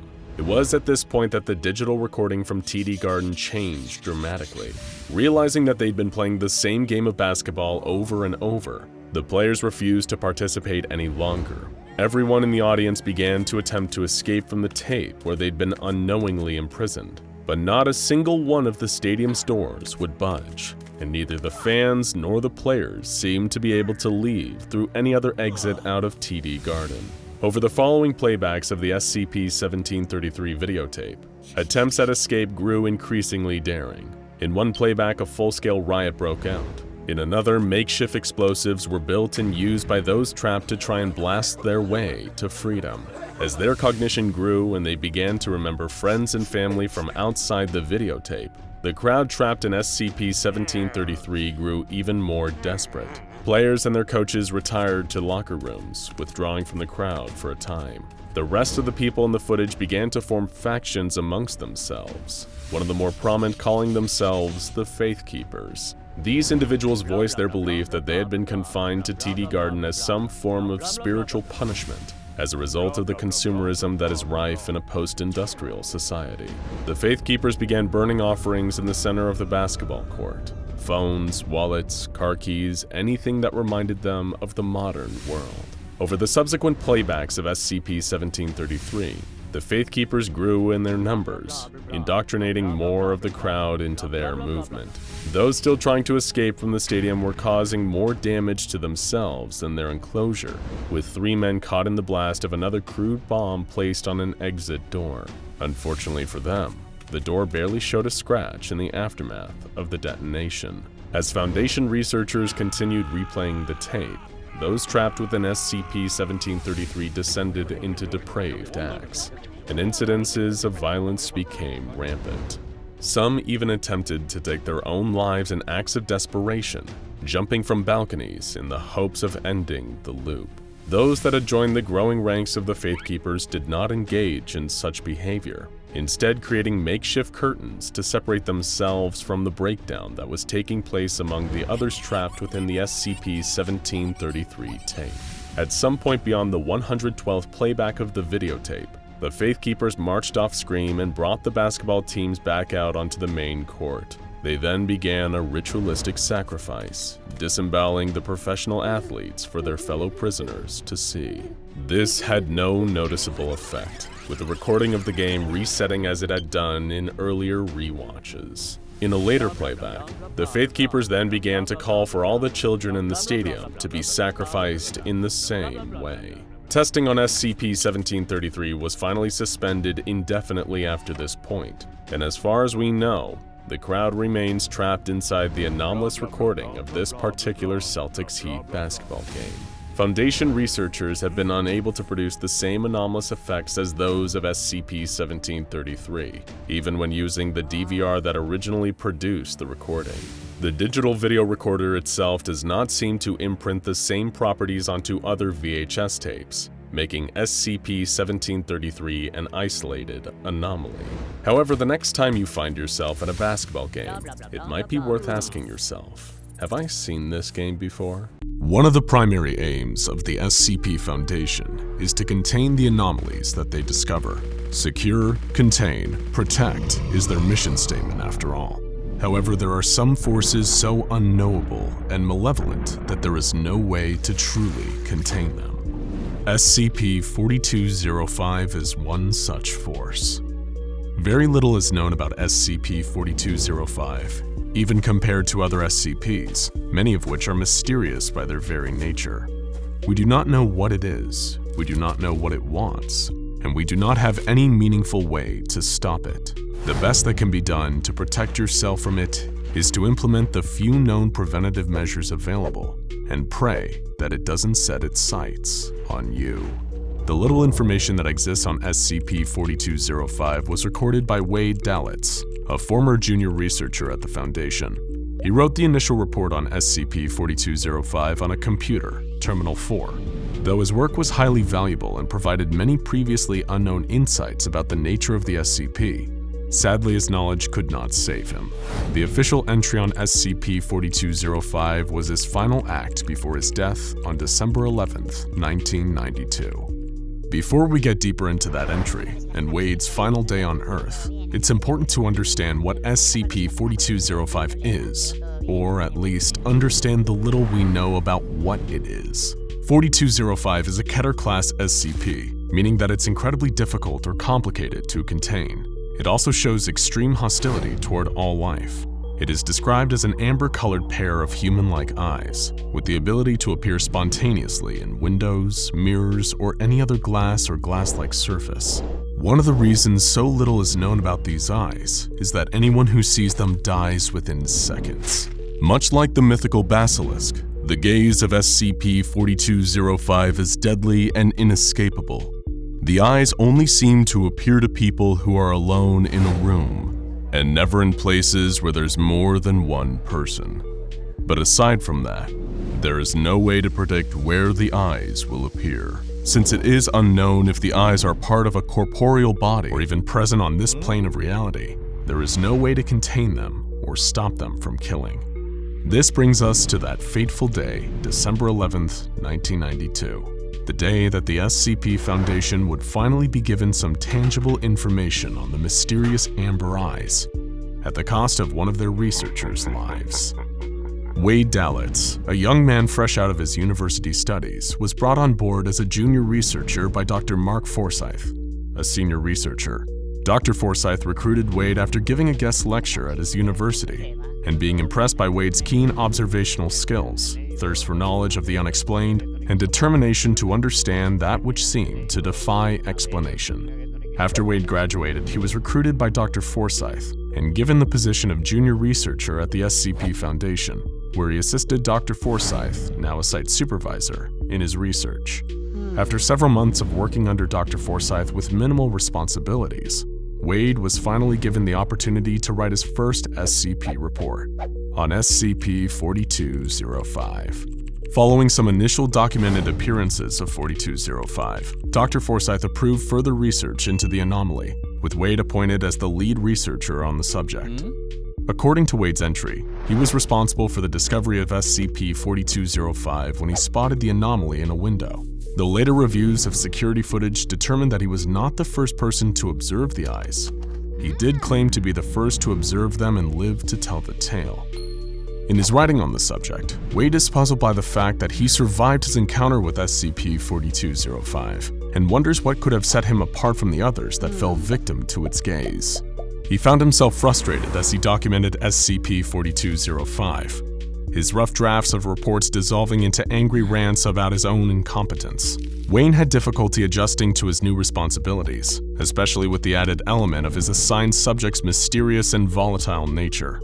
In between his reports on SCP-4205, its previous appearances, and its effects on its victims, he wrote letters to his father, desperate for reassurance that he was not messing everything up, letters that would sadly go unsent. In his coverage of SCP-4205, Wade made note of a troubling reoccurring element in each victim's death. When medical professionals attempted to revive the victims, it was always noted that their brain activity stopped much more quickly than in cases of death by natural causes. When examined, all aspects of the body aside from the brain were completely unharmed. The brain, however, showed massive nerve damage in the amygdala, hippocampus, medial temporal lobe, and occipital lobe. The appearance of this brain trauma had been compared to the effects of electrical shock or a severe head injury. In addition to Wade, 6 other people on record encountered SCP-4205. Every encounter ended the same way, with sudden brain death and severe nerve damage immediately after viewing the eyes in a reflective surface. The first encounter occurred on January 5, 1990, when Deputy Liaison Genna viewed the eyes in a reflective glass one-way window. Security tape reveals that the eyes appeared in the window 8 minutes before the Deputy Liaison spotted them.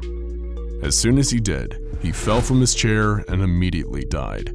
Though the specifics varied from case to case, the end result of every encounter was the same, with none surviving long enough to relate what they had experienced, every encounter except Wade's. As he continued his documentation of SCP-4205, Wade's mental state quickly began to deteriorate, the process of his mind coming apart, and his thoughts giving way to confusion, fear, and anger at his own survival is documented in his reports on the SCP. He agonized over the questions of why he was able to survive gazing into the eyes of SCP-4205 when so many others had not. The question consumed him until he was unable to eat, sleep, or do anything but obsess over the SCP he was tasked with researching. As he became more agitated, he began to write about the eyes appearing to him again. On one occurrence, he attempted to touch them, and described the sensation like touching a balloon to your arm after it had been charged with static electricity. He continued to report seeing the eyes. The worst was when trying to sleep, during which he was overtaken by violent sleep paralysis and plagued with visions of the amber eyes. The only comfort Wade seemed to find was in memories of his loved ones. He wrote about his mother and his father, even as their memories grew foggier to him. He also mentioned a man by the name of Theodore Quayle, who he claimed was a researcher at the Foundation. Later fact-checking determined that this was not the case, and that Quayle must have been someone from Wade's past. He wrote about Quayle wistfully, mournfully, with words of love and loss, tormented by the sense that he was losing his grip on reality and everything he once held dear. As Wade descended deeper into a hell inside his own mind, he continued to mull over the questions of SCP-4205. Was there more to it than what was visible? Did it have a body? Why had he survived the encounter with it? And what did it want from him? He decided that those who had perished immediately were the lucky ones. They had escaped the torture that had overtaken his life. The eyes were everywhere now, watching him even as he attempted to unlock their secrets on a Foundation computer. He spoke to the eyes at one point, but refused to write down what they said to him. His last entry, his last thought, was a plea for Theodore Quayle's embrace. There is no more written about the research or about the eyes, only a simple, desperate need for a comfort that is long lost. Now is the part of our story where terror meets tragedy. Contrary to what Wade thought, and what was recorded in his final computer entries, he did not survive his brief brush with SCP-4205. The truth is that he spotted the amber eyes in the glass above his terminal monitor while recording the entry and died seconds later. Though his death was swift, it felt agonizingly slow, as revealed by his descent into panic and paranoia recorded in his writings. The entries recorded as a result of the connection Wade in the computer, his physical contact with it at the moment of exposure to SCP-4205's anomalous effects, allowing the terminal to archive his final thoughts before he succumbed to the deadly nature of the eyes. The entries were never physically typed, but rather jumped from his dying mind into the mainframe. His entries, the echoes of a dying mind, offer a glimpse into the way that SCP-4205 kills its victims. In the seconds leading up to death, the amber eyes fast-forward a person's mind, feeding on the electrical impulses that it gives off as it speeds through what seems to be days of fear and of a loosening grip on reality. The death may be swift, but the suffering is long. Wade left the Foundation with a digital fingerprint, an echo of the person he was at his core, in addition to his experiences with SCP-4205 itself. Wade spent his final moments terrified for his life, dreaming of a father that he missed and a long-lost love from his college days. His sacrifice must not be forgotten, because no one ever survives an encounter with SCP-4205. His documented final moments are the only first-hand account in existence. Junior researcher Wade Dalitz gave us a gift in death. He allowed the SCP Foundation a glimpse into the true horror of the amber eyes and a reminder of what they are capable of stealing from us. So be careful of windows, mirrors, screens, and all reflective surfaces. When you look into them, you never know what you might see looking back. Given how wild and unpredictable the world can be, wouldn't life be so much easier if we could see into the future? Imagine being able to look ahead and know what good or bad thing is about to come around the corner. If times have been hard for you, knowing you've got something worth looking forward to might give you just enough willpower to keep going. Or if there's a storm on the horizon, then at least you would have enough time to prepare. Unfortunately, being able to glimpse at future events is a power that only a few, if any of us, are blessed with. Ask a cynic, and they might tell you that seeing the future is an ability reserved for scammers and con artists at fairgrounds, or selling out magic shows in Las Vegas. All people just trying to make a quick buck by telling their paying customers what they want to hear. You can't part the cloudy veil that hangs over the future for free, after all. And then there are fortune cookies, those crispy, sugary treats you crack open after a meal, usually containing a piece of paper with some pre-written generic aphorism or a vague prophecy. If a human being can't look into the future, then surely those ambiguous predictions printed on tiny slips of paper and left inside of fortune cookies could never be accurate, right? Sage was one of those cynics. Sure, some might argue he had every right to be, having fallen on some pretty hard times. Things weren't exactly running smoothly, and his life certainly had not taken the direction that he hoped it would. The trouble had started when, quite unexpectedly, his landlord had raised the rent on his apartment. Sage had been struggling to make ends meet at work already, and the increase in those monthly payments meant his hands were tied. Eventually, he had no choice but to move out, forced by the increase in rent to leave the apartment he had once called home. The one saving grace was that his friends, Ash and Joey, had offered him a place to stay, as long as Sage could throw them a little bit of money to cover their own rent. It was way less than his old landlord was asking for. However, even that came with the unfortunate downside, the caveat that Sage would have to sleep on their couch instead of having his own room. Sure, not the worst thing in the world, but it does beat the floor. But for Sage, it was far from an ideal living situation. To try and lessen the blow of having to leave the independence and privacy of his own place, Joey and Ash had decided amongst themselves to throw a little celebratory dinner. But of course, the key oversight to their plan was that neither of them were all that great at cooking, mostly surviving on either ordering and delivery from local fast food places or anything that only needed a quick nuking in the microwave in order to make edible. All the same, Ash was adamant that their lack of culinary know-how wasn't going to stand in their way. He and his fellow roommate were going to lay on a slap-up feast for their down-on-his-luck friend, Sage. The only way they knew how, by ordering takeout.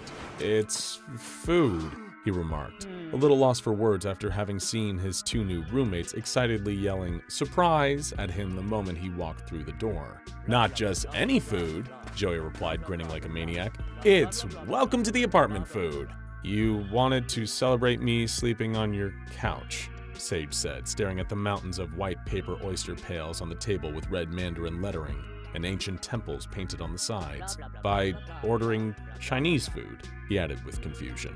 "Look, you've been going through it, man," Ash cut in, explaining things that Sage already knew, "so we figured this might lift your spirits. Check it out, we've got it all here, man. Dumplings, noodles, the works. And for after," he produced a small box, the brand name La Choi emblazoned on its surface. Inside were 12 fortune cookies, all individually wrapped for freshness, as the writing on the box boasted. "Hey, maybe you'll get some good news from one of these," Joey smiled, pointing at the box.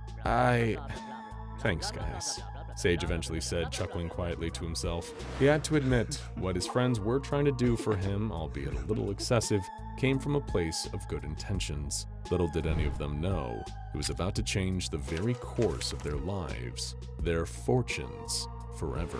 Nearly 2 hours and several pounds of greasy Chinese takeout later, the trio of roommates were starting to wonder whether or not this feast had been a good idea. What had started as an innocent meal now had them all feeling a little queasy, having eaten so much food that they were questioning their life choices. And still with a few oyster pails half full of leftover food. Throwing out the empty paper containers and leaving the rest in the fridge, Sage sat back on the sofa, groaning in tandem with his friends and cursing himself for having a third helping of the chili beef. "Oh, damn, I almost forgot," Joey said weakly, reaching for the box of fortune cookies. Opening it, he offered it to Sage, who immediately put up his hands to refuse. "No way, if I eat another thing, I swear I might have a heart attack," he said. "We don't actually have to eat them," Ash interjected, picking up one of the plastic-wrapped cookies at random. "You only open them for the fortunes anyway." "Right, and I guess one of these cookies is gonna tell me that everything happens for a reason, or to keep my head up, or some other vague, non-specific prediction," Sage replied, making no attempt to mask his sarcasm. "Come on, man," Joey urged, taking a cookie for himself before thrusting the box into Sage's hands. "Sure, they're never perfectly accurate, but it's just a bit of fun. Besides, it's all down to how you interpret your fortune. You aren't meant to take it literally." With a cynical sigh, Sage gave in and grabbed one of the remaining fortune cookies, tearing open the plastic packaging surrounding it in time with Ash and Joey doing the same. He then snapped the yellow, sugary shell in two. A tiny piece of paper was concealed within, with an inscription printed on one side in blue ink. But before he had a chance to read it, Joey, who was sitting next to him and had done just the same, recited his own fortune out loud. "Buy a ticket, trust your instinct, and the numbers will come," he read. "No way that's what it says," Ash argued. "I'm not kidding," Joey protested. "Let me guess, the other side reads, 'This fortune was sponsored by the state lottery,'" Sage joked. Indignantly, Joey held up his fortune to his friends' faces, letting them read for themselves what he had already repeated aloud. Being far from a betting man, Joey had hardly ever made as little as a friendly low-stakes wager, let alone taking the chance on playing either the state lottery or a national one like the Powerball. The odds of winning just seemed like they were stacked too high, and yet something about just how specific this fortune was made Joey feel compelled to maybe give it a try, considering taking a chance and playing against those odds by buying himself a ticket. "My turn," Ash announced, excitedly unfolding her own paper fortune and clearing her throat. "Keep your light on. The person you're looking for will be here soon." Even someone as cynical as Sage had to admit there was something very strange about how detailed these fortunes had been. Or seemed to be, at least. Part of him thought maybe that was part of their gimmick, making the text on the paper that little bit less vague and generic than the other ones found in other cookies, so that people would find it easier to believe they were an accurate prediction of the future. But then again, it did seem like a strange coincidence. Sage knew that Ash had been trying to get back into the dating scene, but was having little luck on the more popular apps for meeting new people.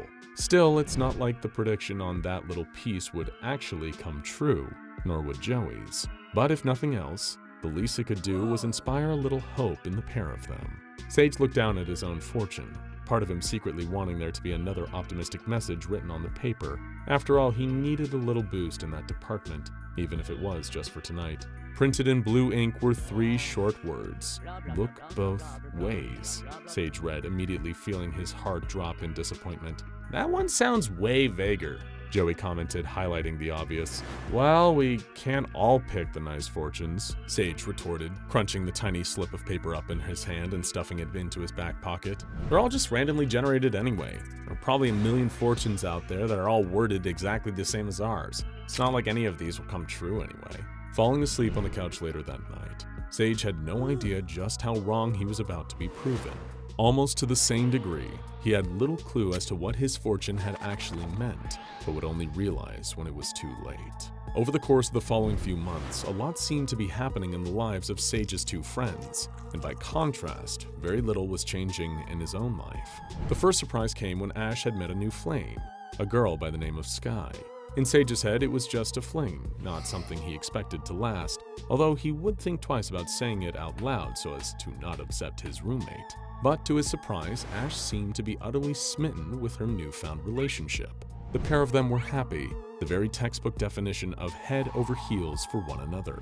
Both Sage and Joey were quick to voice their support, but seeing what Ash's fortune cookie had predicted actually coming to pass got the latter of them thinking. Had that just been a lucky coincidence? Was it just a case of right place, right time? Joey wasn't entirely convinced, despite Sage telling him otherwise. As far as he was concerned, it was all just down to timing and confirmation bias. Something that was impossible to predict or foresee had happened that had just so happened to coincide with what they had read in their fortune cookies. But for his friend, it seemed an awful lot like the fortune Ash had picked was 100% accurate, which meant he could be too. On top of that, Joey couldn't help but wonder, had the fortunes inside the cookies predicted what was already going to happen? Or did reading those predictions make them become a reality? Eager to find out if his own fortune cookie had been telling the truth, Joey decided to make a spontaneous venture on his way home from work. While riding the subway, he opened up the website for the Powerball and went about purchasing a ticket. The minimum bet was only a few dollars, but if his cookie prophecy was really a guaranteed accurate forecast of the future, then Joey was in for good fortune in every literal sense of the word. His paper slip had told him to put faith in his own instincts, and so with trembling hands he input a series of numbers, going with the first ones that popped into his head.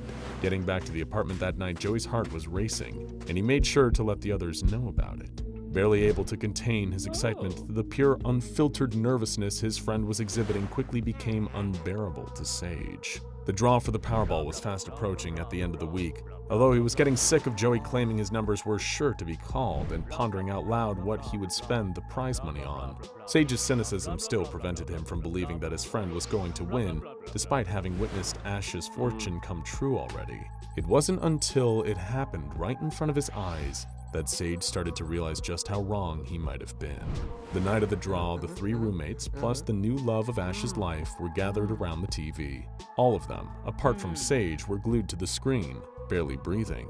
The apartment was so quiet, you could hear a pin drop, the silence only broken by Sage occasionally piping up. "Watch, it's not actually going to come true," he would assert, not intending to put a downer on the proceedings, but merely trying to encourage Joey to manage his expectations. The other 3 shushed him. The numbers were about to be called. Gripping his ticket in one hand, the paper slip containing the fortune in the other, Joey felt his pulse rising, heart bumping against his chest. He wasn't sure if it was out of excitement or nerves. In fact, It was more likely an even blend of both. On the screen, the multicolored balls were pulled one by one out of a spinning chamber, each one marked with a different number. Slowly, the first was revealed to the audience. Joey, Ash, and her partner Sky could hardly contain their excitement when they saw that it was the same as the first number Joey had picked out. It was only when the second number was called and the others once again yelped in excitement so loudly that Sage looked up from his phone and took notice. Before his very own eyes, he watched as each number that the Powerball presenter unveiled was met with a chorus of more and more excited whooping from his friends. They were all a perfect match for Joey's numbers, every single one. He had won a huge sum of money exactly as the fortune cookie had alluded to. Even for someone as skeptical and disbelieving of predicting the future, it was hard for Sage to deny that both of his roommates' fortunes had come true. In fact, it was especially hard to be cynical about it after watching firsthand as Joey won the Powerball by trusting his instincts, which boiled down to him literally picking the first numbers that randomly came into his head. But given how specific both Joey's and Ash's personal prophecies had been, compared to how vague his own was, Sage didn't know if what his slip of paper had said was a promise of good things to come or an ominous warning. It also didn't help that he just couldn't nail down what it meant. Look both ways. For weeks and weeks on end, he mulled the phrase over in his head. It didn't make sense for it to be completely literal, leading Sage to try and think of more metaphorical interpretations of his fortune. He thought maybe there was something political about it, that it might be urging him to consider both of America's two parties more equally when casting a vote, rather than just blindly ticking a box. But the next election was still years away. Meanwhile, the predictions of Ash's and Joey's fortune cookies had already come to pass in the 6 months since they had first opened them. Frustrated and looking for the exact answer behind his paper fortune, Sage was running out of ways to reinterpret those 3 words that apparently dictated his inevitable fate. But the thing that pushed him into pure desperation was the uncontrollable jealousy of witnessing just how happy his friends were after their fortunes became true. He wanted to be happy for them and tried his best to be. But seeing Ash and Sky in their blissful relationship and Joey frivolously spending his Powerball winnings on expensive clothing soon became unbearable. Having exhausted all other options, still no closer to understanding what his fortune was, Sage decided to visit the Chinese restaurant they had ordered their food from all those months ago. But his heart sank as the staff working in the restaurant told him that whatever was written in the fortune cookies didn't have any bearings in the real world. "You don't understand," Sage argued. "My friends both had their fortunes come true. I mean, the cookies we got from you predicted it almost perfectly down to the word. I just need you to tell me what mine means." I'm sorry, sir," the young man behind the counter replied, "but it must just be a coincidence. Fortune cookies can't accurately tell the future. It's more about what you believe the fortune means." Disheartened, Sage left the restaurant, his head hanging low. As he walked down the street towards the sidewalk, he felt his phone vibrate in his pocket. Taking a look at the screen, still walking, he saw a text from Joey. He was asking if Sage had any luck asking the restaurant about his fortune cookie. Maybe if Sage had done what the fateful slip of paper had told him as he stepped off the sidewalk, then he would have seen the bus speeding down the road towards him. If you want to know the future, perhaps you should only look at your own risk. Sometimes knowing exactly what is destined to happen to you can make it impossible to avoid. A self-fulfilling prophecy, if you will. That is the warning given to any who dares to take a prediction from SCP-377. Now residing in the personnel break room at one of the SCP Foundation's sites, SCP-377 is the designation given to an anomalous box of fortune cookies. The fact that the box is seemingly capable of replenishing itself at regular intervals, refilling every 12 hours, happens to be the far less interesting thing about it. Any of the fortune cookies taken from SCP-377 are, well, the cookies themselves are completely ordinary by any and all metrics. They taste exactly as fortune cookies should, and they aren't made of any ingredients apart from those you'd expect. But somehow, without fail, every single fortune found within one of these crispy confectionery clairvoyants manages to be 100% accurate. They aren't generalized predictions for the future. Definitely. None of them have prophesized who the next winners of the World Series are going to be, or who is next in line to be president. Every fortune contained in the SCP-377 cookies are specifically tailored to the person who opens them. These fortunes have ranged from detailed foreknowledge of upcoming events and changes in someone's personal life, to vague, unspecified allusions to what lies ahead. And while always factually accurate and perfectly aligned with the future, the predictions made by these cookies are not always promises of good fortune. One researcher opened up an SCP-377 fortune cookie only to read the phrase, "It's a boy," written on the paper.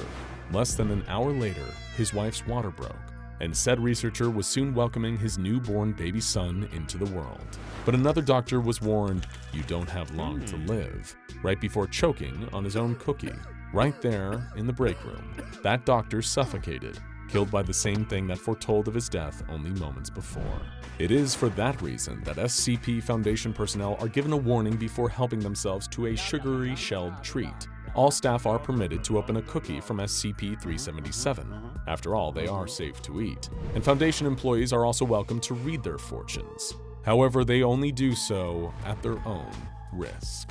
What is a mirror? Speaking in strictly literal terms, it's a reflective pane of glass that we use to check our hair or the clothes we've decided to wear. Seriously, how did you match that shirt with those pants? But think about it another way. What is a mirror for? Well, it's for showing us ourselves, allowing us to see what everybody else around us does when they look in our direction. In that way, you could say that a mirror is honest. A mirror doesn't lie. But that doesn't mean they can't hold secrets behind that looking glass. Also known by the alternate name of the Red Sea object, SCP-093 is not a mirror itself. It's actually a red disc that has been carved from cinnabar. Cinnabar, for anyone not already aware, is a toxic ore of mercury that has been crafted into jewelry and ornaments in many parts of the world over the centuries, thanks to its ruby-like red coloration. The SCP-093 disc itself is only around 7.62 centimeters in diameter, fitting comfortably in most average-sized palms. All around the object are a number of symbols carved into its surface, strange circular engravings of unknown origin. The color of the red stone disc will also apparently change based on whatever regrets are being carried by the person who holds it. There seems to be some link between color changes and the mental state or level of knowledge possessed by the subject. To put it in much simpler terms, think of SCP-093's color like one of those novelty mood rings you see in gift shops that change to different hues supposedly to match a person's mood, although in actuality, it's normally changed by their body heat. The same cannot be said of the Red Sea object. It is stunningly accurate in peering into your soul and diagnosing the darkness within. If ever you come into contact with this baby, you might even discover that it knows you better than you.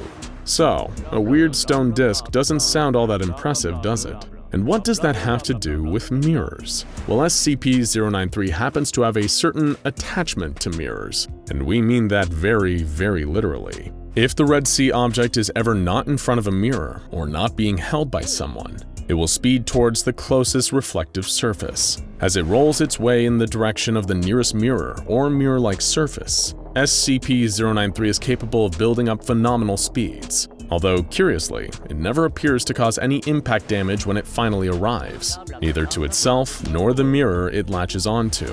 Which brings us to the next inevitable question. What happens when SCP-093 is placed on or attaches itself to a mirror? Does it create a copy of the person who last touched it? A clone that reflects all the darkest parts of someone's personality? Maybe it can allow the holder of SCP-093 to themselves become like a mirror, bending light away from their body in order to become functionally invisible. Well, it's actually neither of these. The truth is far more strange and existential. During extensive testing, the SCP Foundation investigated the potential anomalous uses for SCP-093, paying especially close attention to how the Red Sea object interacted with mirrors. After a number of unsuccessful tests, they finally learned what happens when someone places the disc onto a mirror. They move into the mirror. Any mirror that SCP-093 is placed against or otherwise attaches itself to is transformed into a portal of anomalous origin and destination.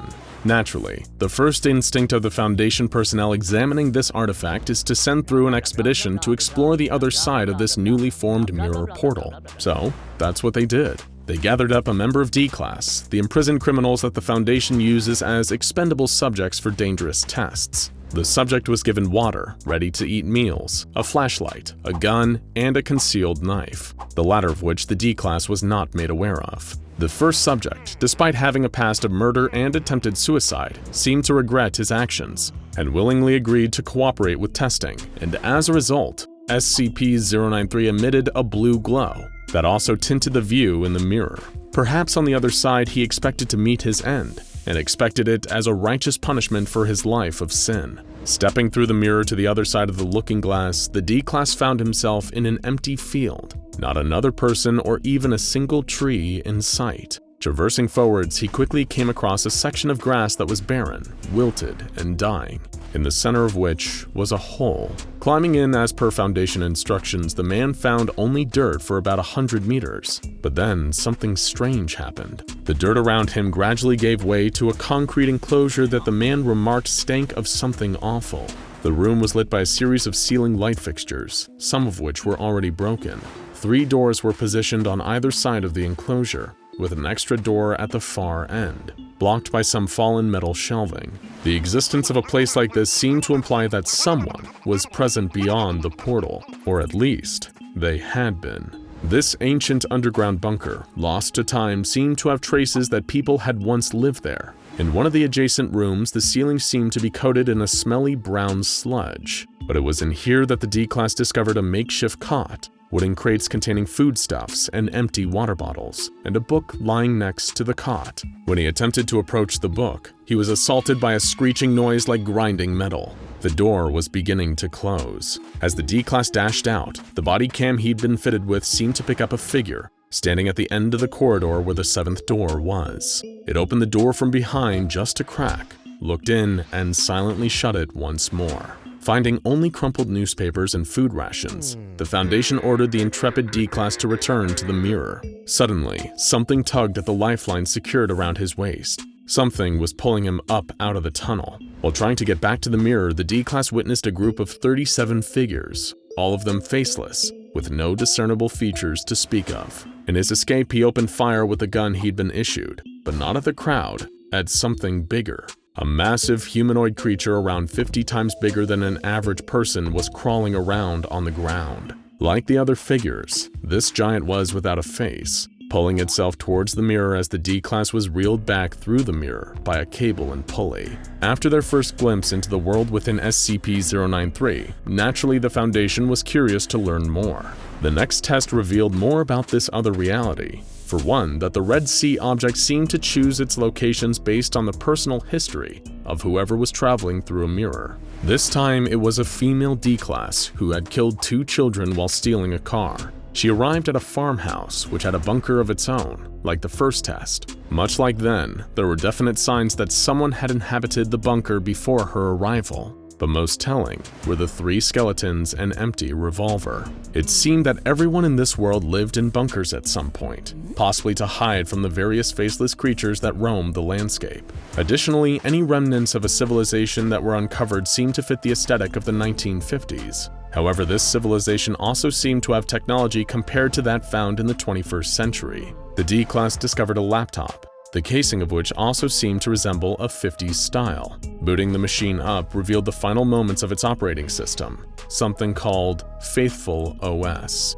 Instances of the same operating system seemed to crop up everywhere the more the Foundation sent expeditions through the mirrors. The world that SCP-093 had offered access to seemed to be brimming with advanced technology, far more impressive inventions than anything that exists in our world. Not just computers either, but this world even had functional self-driving cars. Suck on that, Elon Musk. And yet, even with all that advancement, they were still stuck in the 50s, 1953 to be exact, as one expedition discovered that this was the last recorded year of this world. But something had clearly occurred here, some sort of devastating event that had wiped out almost all of humanity and driven the survivors into underground bunkers where they eventually perished. But what? The sudden arrival of those faceless creatures? Or was it more to do with that strange viscous brown sludge that seemed to be cropping up all over the place? This world seemed to be abundant with religious imagery, even down to the naming of Faithful OS. Symbols of hands clasped together in prayer and other iconography linked to Christianity could be found everywhere. From the outer sides of buildings to the computers and folders found when the Foundation expeditions delved deeper into the cities and offices. In one, they discovered a waiting area assumed to be connected to a doctor's office, which provided more clues as to just what had happened here. Examining the contents of the receptionist's computer in this office revealed that the doctors of this world were deeply ingrained in theology and were responsible for treating their patients for a number of strange symptoms. One entry described a woman, citizen Jennifer Mazurka, who seemingly suffered a lapse of the heart. This apparent condition caused her to sin, committing adultery before she was admitted into the Lord's and our hands for cleansing of mind and body. It appeared that this world took religion to an extreme, employing doctors to cure sinners of their trespasses through the use of something referred to as the Lord's tears. That brown fluid splattered all over this mirror world. This substance, as the Foundation soon learned, was harvested from the giant faceless creatures that roamed freely around this place. But the question still remained: why? The answers were uncovered in another expedition, this time by a Foundation service technician who was able to make SCP-093 turn a bright red color when he affixed it to a mirror.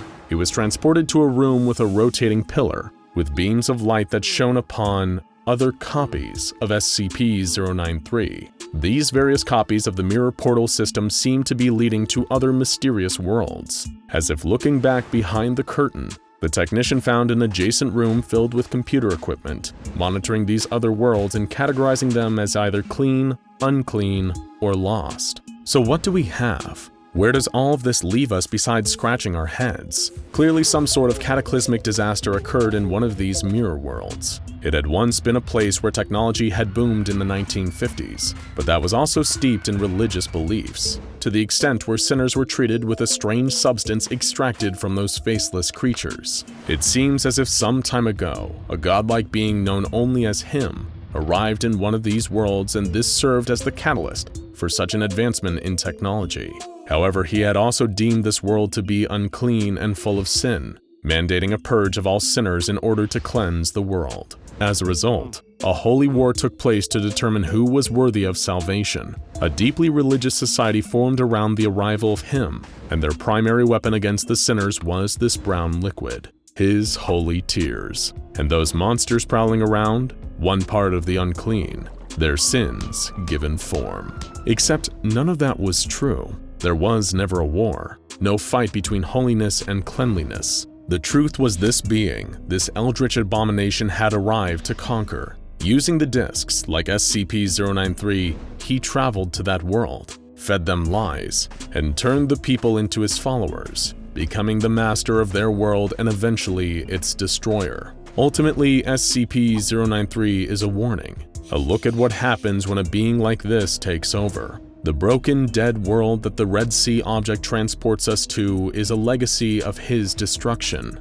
a false god preying on humanity and their beliefs like a theological predator. Then, when his work is done, he moves on to find a new world to conquer. We can only hope that his gaze never rests upon ours, or that what the Red Sea object knows of our many sins will be the least of our problems.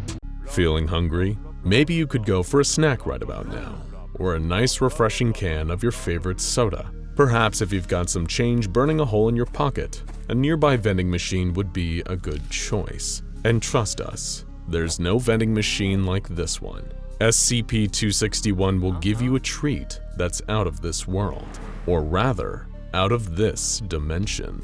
That's how this safe class anomaly earned its incredibly accurate name, the Interdimensional Vending Machine. It was first discovered in a dark alley in Yokohama, Japan.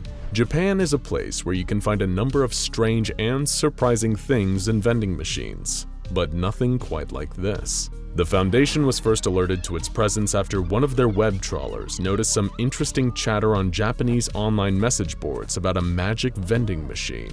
To these Japanese forum users, it sounded like a fanciful urban legend, a vending machine where you could get something truly fantastical if you have the yen to spare. But upon thorough investigation, field agents of the SCP Foundation discovered that the machine was no legend and brought it into containment. It's the kind of thing you wouldn't look twice at. An utterly generic black vending machine with no viewing window and a handwritten sign in Japanese that reads, "Out of order." But what the vending machine looks like isn't nearly as interesting as what it's capable of. When you insert your money into the machine, and it's important to note that it only accepts Japanese yen, the machine will dispense some kind of snack food or drink item. However, over time, the more the machine is used in a single day, the more bizarre the items it spits out will become. Foundation researchers have attempted to figure out how the machine works, but their task has been incredibly difficult so far. It doesn't appear to contain any snacks, and it doesn't seem to be made of any anomalous parts. Moreover, the machine simply won't work when the front panel is opened, or when any surveillance equipment is placed inside. In other words, it's pretty much impossible to look this gift horse in the mouth. Strangely, the machine is also capable of working without power, though when unpowered, the vended products are likely to become stranger much faster. But let's be honest here, you're not here for Vending Machine Mechanics 101. You want to hear about all the weird stuff that SCP-261 dispenses, and frankly, we're with you on that one. Lucky for all of us, this is one of the anomalies that the Foundation has truly extensive test records on, providing us with a highlight reel of some of the strangest, wildest, and downright most interesting snacks and drinks straight out of another dimension. Bon appetit! Let's start off nice and easy with some of the snacks and drinks that are not only edible but also sound like they'd actually be pretty tasty. Like Pepsi Dragon Twist, a bottle of Pepsi soda with English packaging that tastes like dragon fruit. PepsiCo does not produce such a product, but honestly we wish they did. Same for Dark Side Cola, a clear liquid that becomes jet black shortly after being opened, which apparently tastes like your average can of Coke with a touch of spice thrown in. But hey, not everybody likes cola. Maybe you're a maverick, a rebel. Only a soft drink with a formal title can quench your thirst, and as such you prefer Dr. Pepper. In which case, maybe the vending machine will furnish you with an interdimensional Japanese product known as Dr. Pepper's Amusing Straw. This spatial anomaly wrapped inside a whimsical Dr. Pepper branded straw seems to contain far more liquid than should be able to fit in the straw, about 1 bottle's worth of soda to be precise. A nice and convenient solution for whenever you need to get the fix that only an accredited doctor of popology can provide. And if you fancy something from the more intoxicating end of the beverage spectrum, for 600 yen you can get yourself a rare bottle of Billy Beer. It's just the thing for those who weren't alive during the Carter administration, but still want to try brew that was endorsed by the younger brother of President Jimmy Carter. This anomalous bottle of suds, which was bottled in the 1970s according to its label, came with a note reading, "I had this beer brewed just for me. I think it's the best I've ever tasted, and I've tasted a lot. I think you'd like it too. Billy Carter." Drinking the beer got a D-class intoxicated for 72 hours. But what if you've just wet your whistle and worked up a hunger in the process? Thankfully, SCP-261 has some delicious interdimensional food to satisfy your cravings. So for starters, how about a tube of the Little Bakery 7-grain? This small aluminum tube lets you squeeze out a blob of dough, which instantly rises and cooks itself into a tasty little loaf of bread. Testing has indicated that the bread is a little chewy, but still tastes completely fine. Not bad for a tubed baked good. How about some seafood to go with that bread? Then maybe for your entree, you can crack open a delicious pack of lemon clams. And we do mean crack very literally here. If you crack this bag of anomalous clams like a glow stick, they boil themselves. And once you open them, you're ready to enjoy a serving of tasty clams that have a slight lemon flavoring to them. Delicious. But if you're not that hungry and just feeling more like a snack than a full fancy dinner, the machine once put out the Lay's Bloomin' Onion.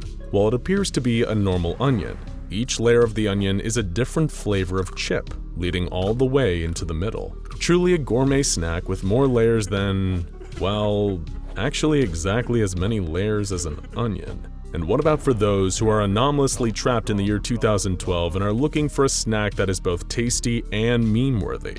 Well, you'd be lucky to receive a 700 yen bacon shirt. It's exactly what it says on the can, an edible shirt that both smells and tastes like bacon, and has no real side effects other than making you smell a little like bacon while you're wearing it. Though this could be a dangerous anomalous effect if you decide to walk through your local dog park while you're wearing it. We've been told it pairs well with the Meat Hat Teriyaki Fedora, a size 64 Trilby-style fedora made entirely out of teriyaki-flavored beef jerky.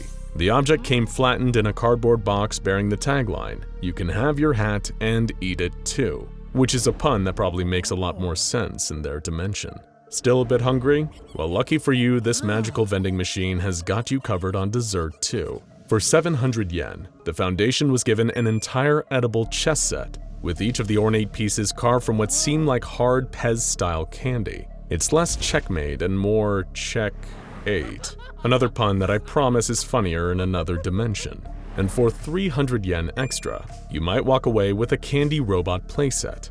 These are more hard candy components that can be put together to create functional, anomalous mini robots that move on their own, walking aimlessly and bumping into walls. But what about the full meal craving consumer on the go? Who wants both a dinner and a dessert combined into one disgusting package? Don't worry, the interdimensional vending machine has got you covered. Just 400 yen can net you some delicious turdokochakan. These are balls of fried turkey filled with chocolate, a smaller ball of duck, more chocolate, and in the very center, a small ball of fried chicken. Even the labeling on the product describes it as having 450% of an adult human's daily recommended fat intake. We'll leave it to you to decide if this is a decadent treat worthy of the gods or utterly disgusting. Maybe you're feeling a little cheeky though, or you need the perfect comedic dessert for your bachelorette party. The vending machine has a candy direct from an alternate Korea. A tasty, if slightly too sweet, chocolate candy shaped like a certain male organ, filled with, we kid you not, liquid white chocolate. Perfect for anyone who has both the sweet tooth and the sense of humor of a 12-year-old. Okay, these were definitely all weird treats, but let's get really strange now. From the disgusting, to the confusing, to the inedible, to the straight-up deadly. If you're a bit of a sadist, perhaps you're the kind of person who enjoys watching their snacks dying in front of them before they eat them. For that, the vending machine provides an aluminum box with a viewing window and a red button on top. Inside are a collection of small furry creatures, each with a single big eye.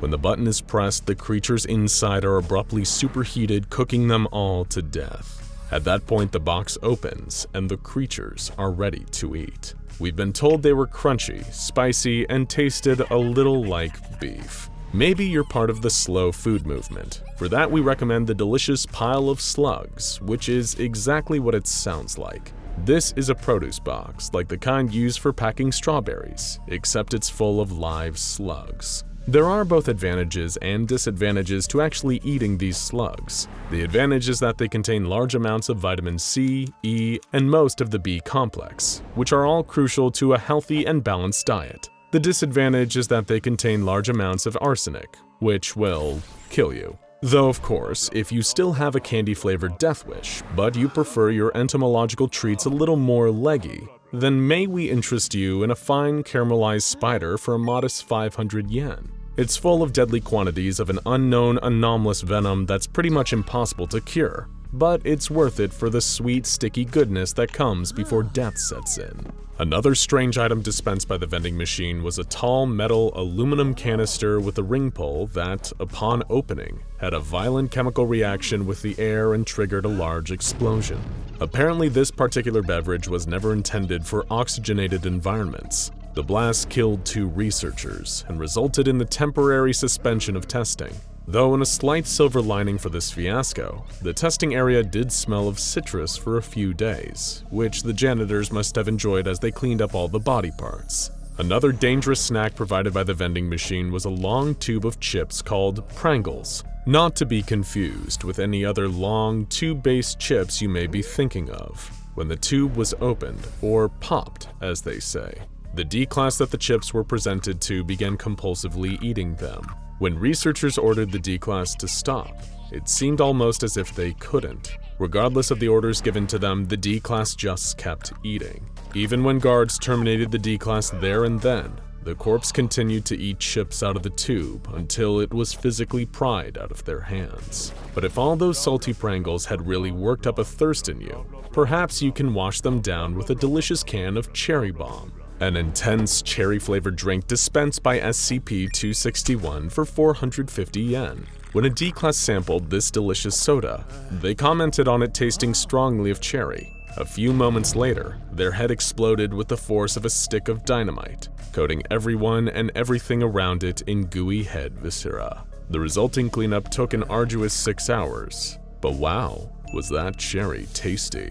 And finally, why not complete this anomalous vending machine feast with a 1,000 yen papier-mâché piñata, resembling a dead horse that comes ready to use with a baseball bat. Everyone who saw the piñata felt compelled to beat it mercilessly with the bat, until candy began to fall out. Many in attendance claimed that it was the 1,000th gift unleashed by SCP-261, and thus warranted celebration.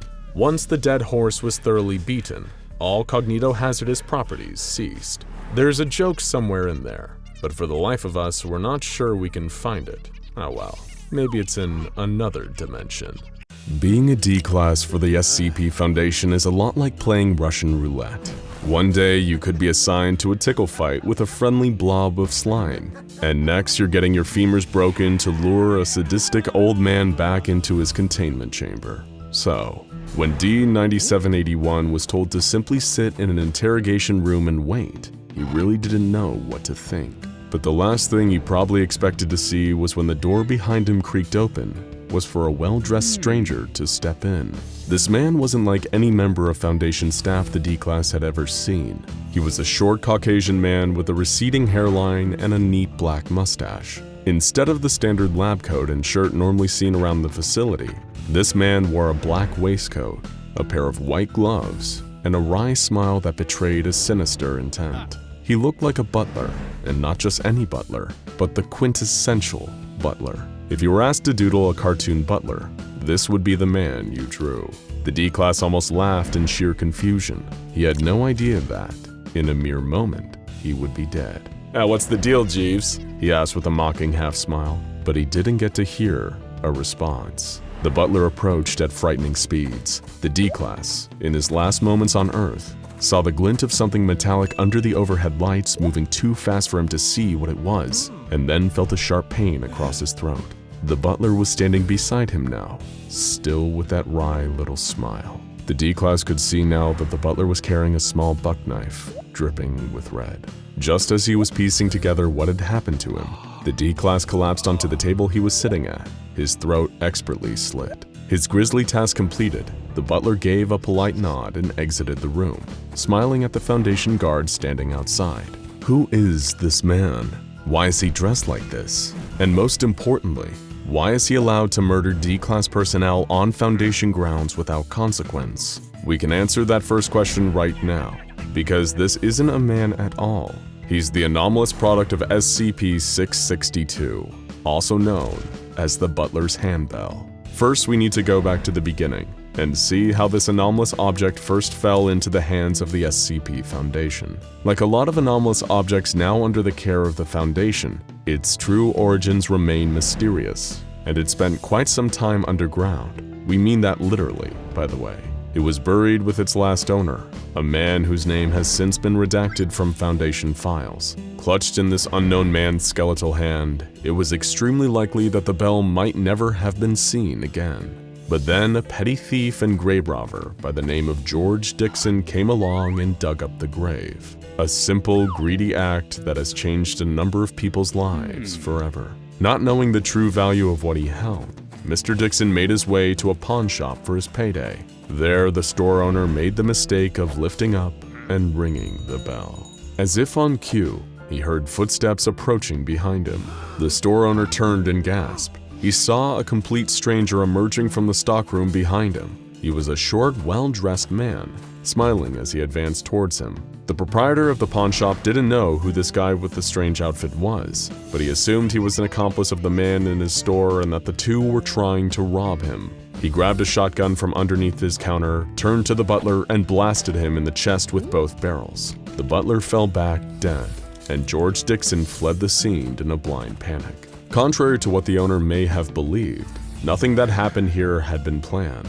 Dixon was just as surprised as he was to see this mysterious butler emerge from the stockroom. So what had just happened? The pawn shop owner reported the incident to the authorities and the butler's body was taken to the local morgue, while the silver bell ended up in a police evidence locker. Later that same night, things went from a strange bungled robbery to a full-on anomaly, attracting the attention of the SCP Foundation. First, the butler's body disappeared from the morgue the second the mortician took her eyes off of it, and then reappeared, now alive, in the police storage locker. Why? Because an unwitting sergeant just so happened to ring the little silver bell. Agent Bradford of the SCP Foundation was promptly on the scene. He pretended to be an FBI agent and escorted the butler off the premises, claiming that this was a notorious escape artist who was wanted for federal crimes in several states. Things didn't go as Bradford planned though, when he discovered that the butler had disappeared from his handcuffs when no one was looking. Agent Bradford theorized that this had something to do with the bell, and he confiscated it for testing. Later, when he rang the bell inside an SCP containment facility, the butler turned up once more. He introduced himself as Mr. Deeds and said that he would happily perform any service that Agent Bradford required. Despite being offered the phenomenal power of a seemingly magical butler, Bradford politely refused the offer and instead handed the bell over to his superiors. But don't worry, Agent Bradford wasn't left completely empty-handed and was given the esteemed SCP Foundation Pat on the Back Award for performing such a professional and selfless act in service of the Foundation. The superior who ended up with the bell, however, wouldn't have quite the same level of professionalism, but more on that later. The bell, cataloged as SCP-662, was small and made of pure silver, with no obvious anomalous elements at face value. It was a mere 4 centimeters tall and 2 centimeters wide, with a small inscription reading, "Forever Mine, SJW." Researchers studying the bell also noted that it lacked its ringer, but whenever the bell was rung, a chime would still sound from somewhere in the room to signal the arrival of Mr. Deeds, the anomalous butler. The object was classified as safe and was kept in high-value storage locker 23C between uses for experiments. It's an extremely low-maintenance anomaly, with the only real requirement being a regular polish to keep the silver from tarnishing over time. But what of Mr. Deeds, the mysterious butler summoned every time someone rings SCP-662? The Foundation needed to find out more, so he was placed under the watchful eye of Foundation researcher Dr. Mirth, who performed the first interview with Mr. Deeds. As you can probably expect from such a classy servant, Mr. Deeds was unfailingly polite during the interview. He always addressed Dr. Mirth as Sir and was extremely accommodating, within reason. Mr. Deeds' true name, birthplace, and date of birth were still a mystery to him. He could only vaguely remember that he was of English ancestry, and that during the time of his childhood, the horse and buggy were the most popular form of transport. When asked about personal details or his past, Mr. Deeds would often appear to become distressed, before apologizing for his inability to remember the details. The most important piece of information that Dr. Mirth obtained early on in the interview was the primary function of Mr. Deeds. He was an entity that quite literally lived to serve. Like a genie being summoned from his lamp, Mr. Deeds would try to perform any task that the summoner gave him, whether it was cooking dinner or robbing banks. There were certain limits to these powers though, and these limits were what Dr. Mirth needed to discover. Dr. Mirth first asked for a glass of iced tea from Mr. Deeds. The butler happily obliged and left the room, walking down the hallway. While attending agents kept their eyes on him, Mr. Deeds continued to merely walk. However, the second they looked away, the cameras observing him malfunctioned. Deeds briefly disappeared, and then returned with a tray of iced tea. Dr. Mirth remarked that it was perhaps the best iced tea he'd ever tasted. Mr. Deeds couldn't recall how the tea was made though, or how he obtained it. Dr. Mirth next asked for a bar of gold at 99.98% purity, and Mr. Deeds delivered almost the exact level of purity Dr. Mirth asked for. From this, he deduced that Mr. Deeds can only perform his teleportation and manifestation abilities when he's out of people's direct lines of sight. He soon discovered that certain requests were off the table though. Dr. Mirth asked for Mr. Deeds to fetch him a blue 1963 Corvette convertible. Mr. Deeds did not immediately procure the car, instead telling the doctor that such a thing was impossible because there were too many impractical steps involved in getting the vehicle. Dr. Mirth was disappointed by this, since he really wanted that car. It seemed though as Mr. Deeds' powers, while enhanced by teleportation and the ability to manifest simple objects, are limited by things that a mostly normal and very persistent person could conceivably do. For example, on Dr. Mirth's orders, Mr. Deeds politely declined to assassinate an insurgent leader in the Middle East, seeing as he was too well guarded and very far away. However, when given the command, he was more than willing to head into the next room and murder a member of D-Class with a knife. Dr. Mirth was interested in getting a closer look at what was going on with Mr. Deeds' biology, and so asked him to slit his own throat with the same knife he used to murder the D-Class. Mr. Deeds politely obliged, commenting before he did to Dr. Mirth that it had been an absolute pleasure serving him. The body was kept within an agent's line of sight at all time until the autopsy could be performed, just to make sure it didn't disappear. The autopsy showed that there was nothing inherently anomalous about the physiology of Mr. Deeds, and he would appear as good as new the next time the bell rang. Things took an even stranger turn after that, though. Despite it appearing like the Foundation now knew everything they needed to know about Mr. Deeds and the SCP-662 bell, Dr. Mirth insisted on performing further studies into what exactly Mr. Deeds was capable of. For example, he requested a deep tissue massage and found that it completely cured his back pain. Dr. Mirth also asked Mr. Deeds to clean his car and found that it was cleaned to a truly impeccable standard. During his tenure as the lead researcher on the 662 project, he also asked to receive a haircut from Mr. Deeds and found out that while Mr. Deeds excelled at many tasks, he made a pretty bad barber. He was great at laundry though. Dr. Mirth was eventually removed from 662 duty by the O5 Council. Once it became clear his research had just become an excuse for Mr. Deeds to do errands and chores for him. Of course, Mr. Deeds had no complaints either way. Whether it's serving up delicious tea, cleaning a certain selfish researcher's home, or murdering a D-Class personnel with a buck knife, one thing cannot be denied. Mr. Deeds is one hell of a butler. Now go watch SCP-066 Eric's Toy and SCP-4999 Someone to Watch Over Us Tale for more of the best stories straight from the SCP Foundation.